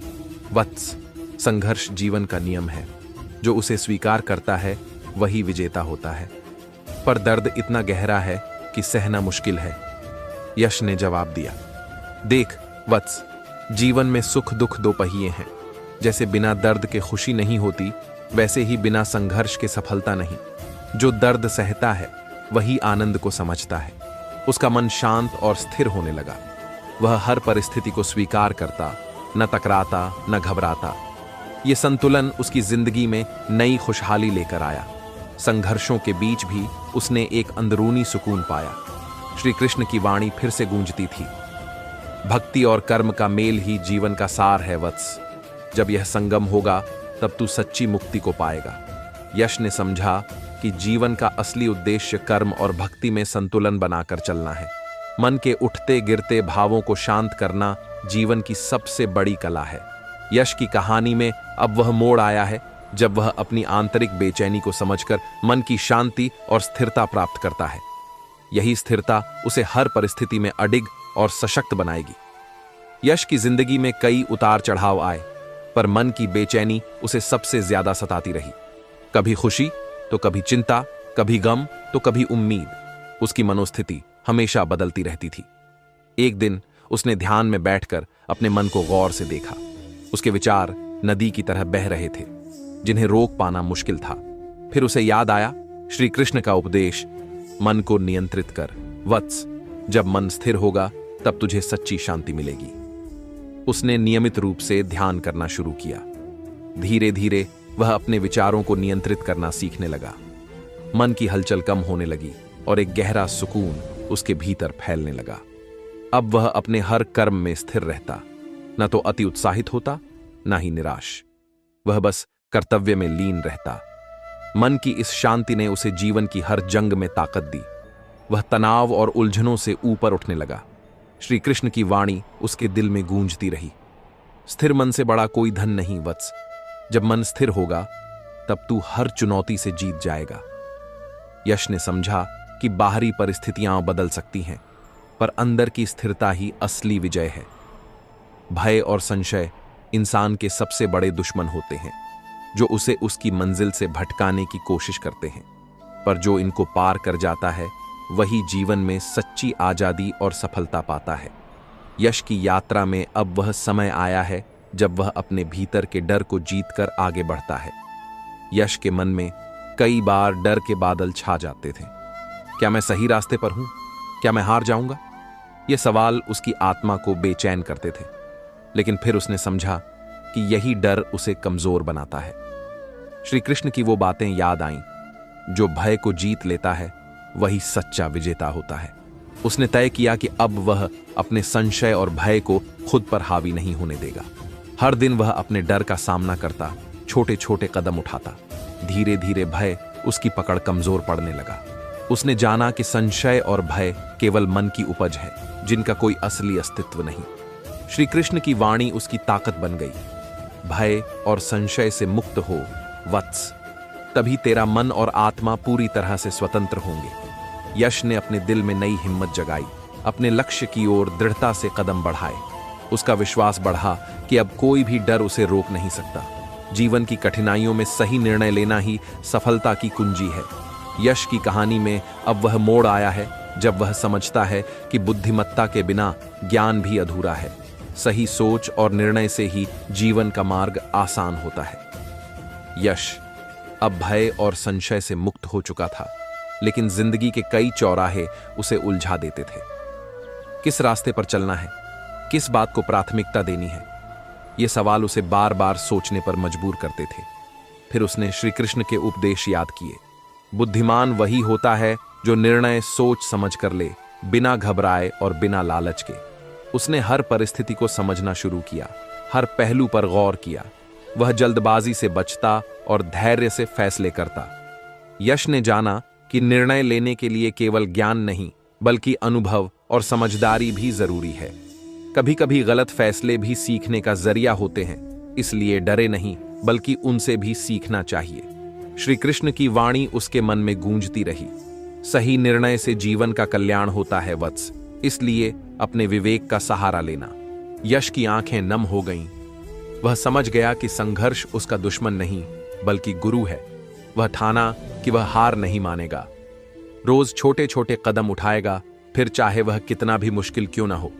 उस दिन से यश ने खुद को फिर से तैयार किया। सुबह जल्दी उठना, योग और ध्यान करना, छोटे कामों को महत्व देना, हर दिन अपने आप को बेहतर बनाने की कोशिश। धीरे धीरे लोगों की नजरों में उसकी छवि बदलने लगी। वह फिर से उम्मीद के साथ जीने लगा, लेकिन अंदर से वह जानता था, ये तो केवल शुरुआत है, अभी बहुत लंबा सफर बाकी है। श्री कृष्ण की वाणी गूंजती रही, विपत्तियों में भी धैर्य रख वत्स, यही तेरी सबसे बड़ी शक्ति है। जो धैर्य रखता है वही संसार को जीतता है। यश ने अपने मन से कहा, मैं गिरा जरूर हूं, लेकिन अब मैं फिर से खड़ा हो रहा हूं, अपने संघर्ष से लड़ने के लिए। जब हम अपने भीतर छिपे हुए खजाने को पहचान लेते हैं, तभी असली बदलाव शुरू होता है। यश की कहानी में अब वह मोड़ आया है जब वह खुद को पहचानना शुरू करता है, अपनी कमजोरियों को समझकर अपनी शक्तियों को जागृत करता है। आत्मविश्वास की नींव इसी समझ से बनती है, और यही नींव उसके भविष्य को मजबूत करेगी। रात की ठंडी हवा में यश अपने कमरे की खिड़की से बाहर देख रहा था। उसकी सोच अब पहले से कहीं ज्यादा गहरी थी। मैं कमजोर नहीं हूं, मैं सक्षम हूं। यह सोच उसके दिल में फिर से गूंज रही थी। श्री कृष्ण की वाणी उसकी यादों में गूंज रही थी। त्वम केवल कर्म कर, फल की चिंता मत कर। तू शक्तिशाली है वत्स, बस विश्वास की जरूरत है। यश ने मन में ठाना कि वह अब खुद को कमजोर समझना छोड़ देगा। उसने छोटे छोटे लक्ष्य तय करना शुरू किया। हर दिन एक नया कदम, हर दिन एक नई सीख। वह अपने आप से वादा करता, मैं हर दिन बेहतर बनूंगा, चाहे हालात कुछ भी हो। धीरे धीरे उसके चेहरे पर एक नई चमक आने लगी। उसका मन भी अब पहले से ज्यादा मजबूत था। अपने काम में उसने लगन दिखाई, अपनी सोच को सकारात्मक बनाया। मेहनत और धैर्य ने उसे दूसरों के बीच अलग पहचान दिलाई। यश ने जाना कि आत्मविश्वास कोई जादू नहीं, बल्कि खुद को जानने और स्वीकार करने का फल है। जब मैं खुद पर विश्वास करता हूं, तो कोई भी बाधा मुझे रोक नहीं सकती। यह उसके मन का सबसे बड़ा मंत्र बन गया। श्री कृष्ण की वाणी एक बार फिर गूंज उठी, स्वयं में विश्वास रख, यही तेरी सबसे बड़ी ताकत है, तब दुनिया भी तेरे साथ होगी। यश ने अब खुद को पूरा मानना शुरू किया, अपनी गलतियों को स्वीकार किया और उनसे सीखने लगा। उसने जाना कि हर सफलता के पीछे आत्मविश्वास का मजबूत आधार होता है। जब मन कर्म की थकान से ऊबने लगता है और आत्मा शांति की खोज में होती है, तब भक्ति का दीपक जलता है। यश की कहानी में अब वह पल आया है जब वह कर्म के साथ भक्ति को जोड़कर अपने जीवन में सच्ची तसल्ली पाता है। कर्म और भक्ति का संगम उसकी जिंदगी को नई दिशा देगा। दिन बीतते गए, पर यश के मन की बेचैनी कुछ कम नहीं हुई थी। वह मेहनत करता तो था, लेकिन मन में एक खालीपन सा रहता था। फिर एक दिन वह मंदिर गया। वहां की शांति, भक्ति का माहौल उसे कुछ अलग एहसास दिला गया। श्री कृष्ण की मूर्ति के सामने बैठकर उसने मन से प्रार्थना की, हे भगवान, मुझे कर्म करने की शक्ति दो और भक्ति से मेरा मन स्थिर करो। उसी समय उसकी अंदर एक नई रोशनी सी जागी। उसने समझा कि केवल कर्म करना ही काफी नहीं, उसके साथ भक्ति भी जरूरी है। भगवान में विश्वास, समर्पण और मन की शांति। कर्म करो पर फल की चिंता मत करो, और भक्ति करो पर निर्भरता नहीं। वह याद आया श्री कृष्ण के उपदेश। अब यश ने कर्म को भक्ति के साथ जोड़ा। वह दिन रात मेहनत करता, लेकिन हर काम में भगवान का स्मरण करता। यश ने अब तक अपने प्रयासों में निरंतरता और धैर्य बनाए रखा था, लेकिन कभी कभी उसे लगता था कि मेहनत के बावजूद फल क्यों नहीं मिल रहे। फिर उसने गीता के उस श्लोक को याद किया, कर्मण्येवाधिकारस्ते मां फलेषु कदाचन। मतलब कर्म करना तेरा अधिकार है, फल की चिंता मत कर। यश ने समझा कि फल की चिंता किए बिना कर्म करना ही सबसे बड़ा धर्म है। वह अब अपने हर कार्य को पूरी निष्ठा और समर्पण से करता, बिना किसी अपेक्षा के। उसने जाना कि समर्पण से किए गए कर्म ही मन को शांति देते हैं और जीवन को सार्थक बनाते हैं। श्री कृष्ण की वाणी ने उसे सिखाया, अपने कर्म में लीन हो, फल की चिंता छोड़ दे, यही कर्म योग है। यश ने अपने कार्यों में एक नई ऊर्जा और ईमानदारी भर दी। अब वह जानता था कि उसका कर्म ही उसकी असली पूजा है और यही उसे ईश्वर के करीब ले जाएगा। जब मन शांत होता है तो जीवन की सभी उलझनें खुद ब खुद हल हो जाती हैं। यश की कहानी में अब वह क्षण आता है जब वह ध्यान की शक्ति से अपने भीतर की शांति को प्राप्त करता है। यश ने अपने जीवन में बहुत कुछ सीखा था, पर मन की बेचैनी उसे अक्सर परेशान करती थी। श्री कृष्ण की एक सीख उसकी मदद करती रही। मन को नियंत्रण में रखना ही सच्ची योग की शुरुआत है। उसने ध्यान करना शुरू किया, रोजाना कुछ समय अपने मन को स्थिर करने में लगाया। धीरे धीरे उसका मन हल्का और स्पष्ट होता गया। ध्यान ने उसे आंतरिक शक्ति और शांति दी, जिससे वह जीवन की मुश्किलों को सहजता से सहन करने लगा। अब वह समझ गया कि मन की शांति ही सबसे बड़ा धन है, जो हर परिस्थिति में उसे मजबूत बनाता है। श्री कृष्ण की वाणी बार बार याद दिलाती, शांत मन में ही सच्ची शक्ति और बुद्धि का वास है। ध्यान की गहराई में उतरकर यश ने अपने जीवन को एक नई दिशा दी। अब यश ने अपने जीवन में नए अवसरों को पहचानना और सही कदम उठाना शुरू किया। उसका आत्मविश्वास फिर से बढ़ा, क्योंकि वह जानता था कि हर फैसला सोच समझकर लिया गया है। सेट 9 निरंतर प्रयास और धैर्य। Sweet intro. कई बार मंजिल दूर दिखती है, लेकिन जो अपने प्रयासों को कभी नहीं छोड़ता और धैर्य रखता है, वही अंत में विजय प्राप्त करता है। यश की कहानी में अब वह समय है जब वह निरंतर प्रयास और धैर्य की महत्ता को समझता है। यश ने सही निर्णय लेना तो सीख लिया था, लेकिन सफलता का रास्ता अभी भी आसान नहीं था। कई बार असफलता ने उसे डगमगाया, पर उसने हार नहीं मानी। श्री कृष्ण की वह अमर वाणी उसके कानों में गूंजती थी, कर्म करते रहो, फल की चिंता मत करो। हर दिन वह मेहनत करता, छोटे छोटे कदम उठाता। कई बार रुकावटें आईं, पर उसने धैर्य नहीं खोया। उसने जाना कि बड़ी सफलता रातों रात नहीं मिलती, इसके लिए लगातार प्रयास करना पड़ता है। जब भी मन कमजोर होता, वह खुद को याद दिलाता, धैर्य रखो, ये समय भी गुजर जाएगा। धीरे धीरे उसकी मेहनत रंग लाने लगी। नए अवसर आए और सफलता के द्वार खुलने लगे। यश की जिंदगी में धैर्य और प्रयास ने एक नई ऊर्जा भर दी थी। वह अब हर चुनौती को जीतने को तैयार था।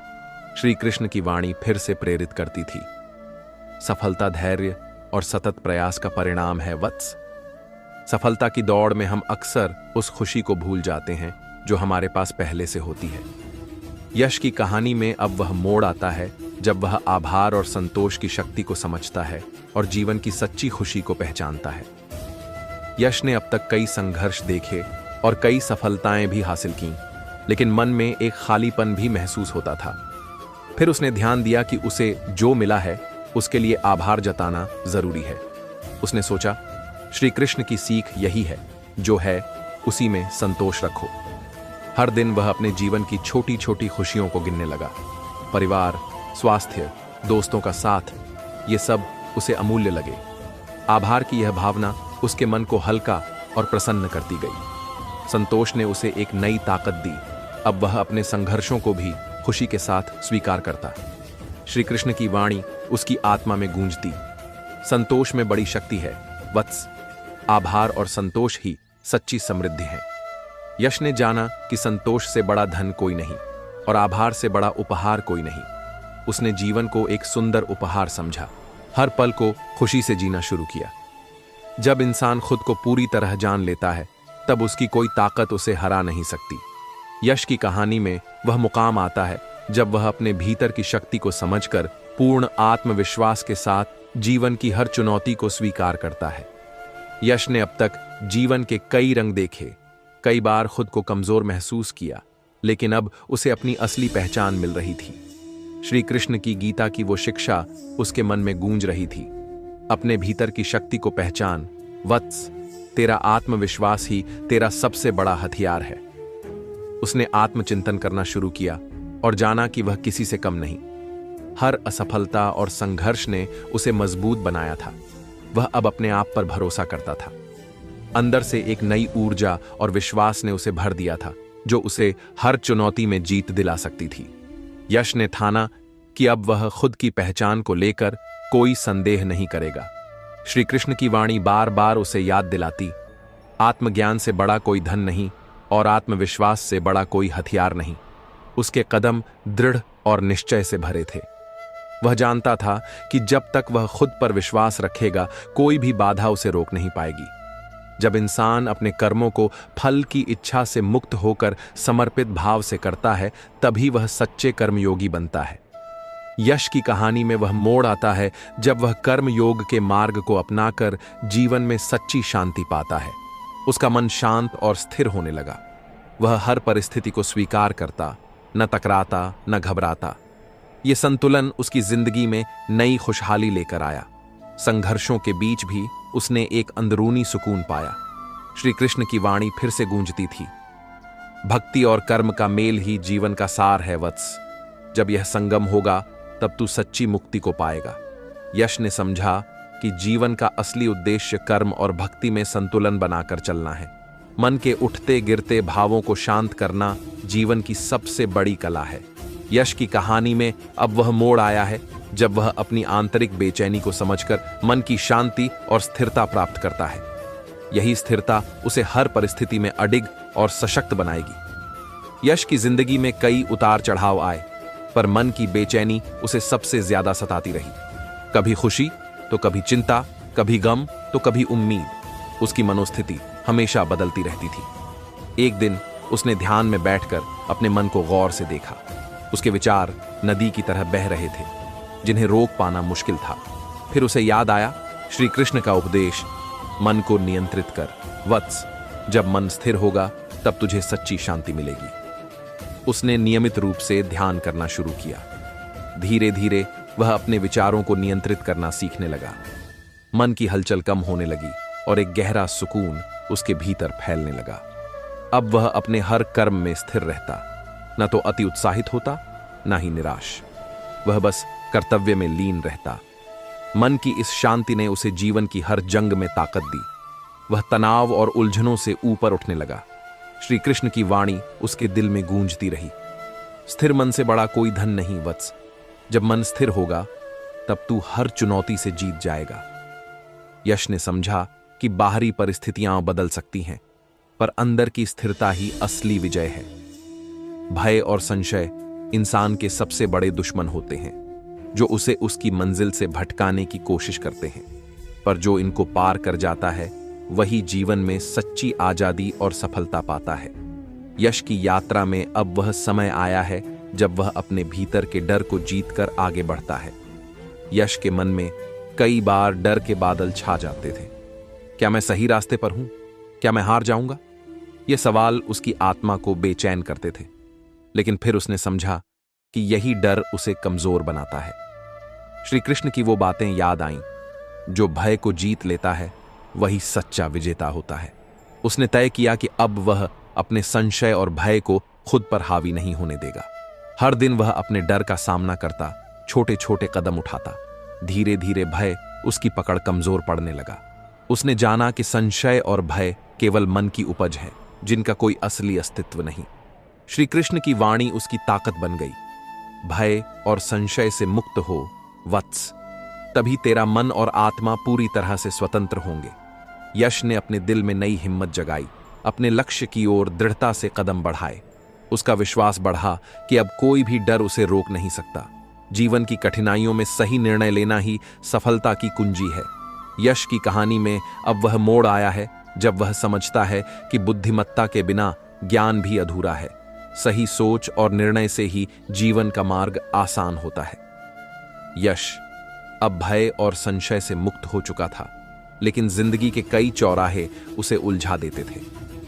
किस रास्ते पर चलना है, किस बात को प्राथमिकता देनी है, ये सवाल उसे बार बार सोचने पर मजबूर करते थे। फिर उसने श्री कृष्ण के उपदेश याद किए। बुद्धिमान वही होता है जो निर्णय सोच समझ कर ले, बिना घबराए और बिना लालच के। उसने हर परिस्थिति को समझना शुरू किया, हर पहलू पर गौर किया। वह जल्दबाजी से बचता और धैर्य से फैसले करता। यश ने जाना कि निर्णय लेने के लिए केवल ज्ञान नहीं, बल्कि अनुभव और समझदारी भी जरूरी है। कभी कभी गलत फैसले भी सीखने का जरिया होते हैं, इसलिए डरे नहीं, बल्कि उनसे भी सीखना चाहिए। श्री कृष्ण की वाणी उसके मन में गूंजती रही, सही निर्णय से जीवन का कल्याण होता है वत्स, इसलिए अपने विवेक का सहारा लेना। अब यश ने अपने जीवन में नए अवसरों को पहचानना और सही कदम उठाना शुरू किया। उसका आत्मविश्वास फिर से बढ़ा, क्योंकि वह जानता था कि हर फैसला सोच समझकर लिया गया है। सेट 9 निरंतर प्रयास और धैर्य। Sweet intro. कई बार मंजिल दूर दिखती है, लेकिन जो अपने प्रयासों को कभी नहीं छोड़ता और धैर्य रखता है, वही अंत में विजय प्राप्त करता है। यश की कहानी में अब वह समय है जब वह निरंतर प्रयास और धैर्य की महत्ता को समझता है। यश ने सही निर्णय लेना तो सीख लिया था, लेकिन सफलता का रास्ता अभी भी आसान नहीं था। कई बार असफलता ने उसे डगमगाया, पर उसने हार नहीं मानी। श्री कृष्ण की वह अमर वाणी उसके कानों में गूंजती थी, कर्म करते रहो, फल की चिंता मत करो। हर दिन वह मेहनत करता, छोटे छोटे कदम उठाता। कई बार रुकावटें आईं, पर उसने धैर्य नहीं खोया। उसने जाना कि बड़ी सफलता रातों रात नहीं मिलती, इसके लिए लगातार प्रयास करना पड़ता है। जब भी मन कमजोर होता, वह खुद को याद दिलाता, धैर्य रखो, ये समय भी गुजर जाएगा। धीरे धीरे उसकी मेहनत रंग लाने लगी। नए अवसर आए और सफलता के द्वार खुलने लगे। यश की जिंदगी में धैर्य और प्रयास ने एक नई ऊर्जा भर दी थी। वह अब हर चुनौती को जीतने को तैयार था। श्री कृष्ण की वाणी फिर से प्रेरित करती थी, सफलता धैर्य और सतत प्रयास का परिणाम है वत्स।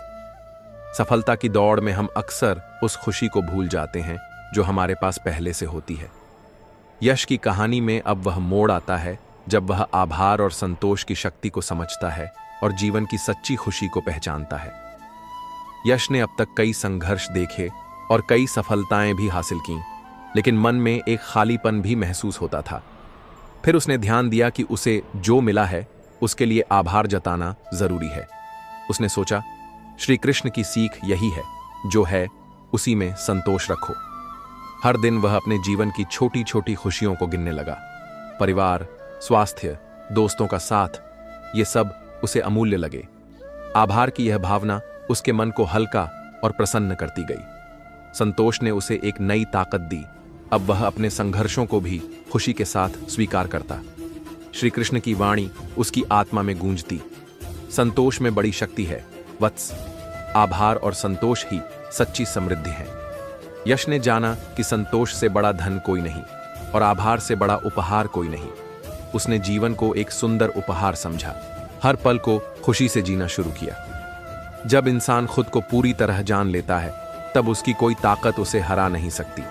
यश की कहानी में वह मुकाम आता है जब वह अपने भीतर की शक्ति को समझकर पूर्ण आत्मविश्वास के साथ जीवन की हर चुनौती को स्वीकार करता है। यश ने अब तक जीवन के कई रंग देखे, कई बार खुद को कमजोर महसूस किया, लेकिन अब उसे अपनी असली पहचान मिल रही थी। श्री कृष्ण की गीता की वो शिक्षा उसके मन में गूंज रही थी, अपने भीतर की शक्ति को पहचान वत्स, तेरा आत्मविश्वास ही तेरा सबसे बड़ा हथियार है। उसने आत्मचिंतन करना शुरू किया और जाना कि वह किसी से कम नहीं। हर असफलता और संघर्ष ने उसे मजबूत बनाया था। वह अब अपने आप पर भरोसा करता था।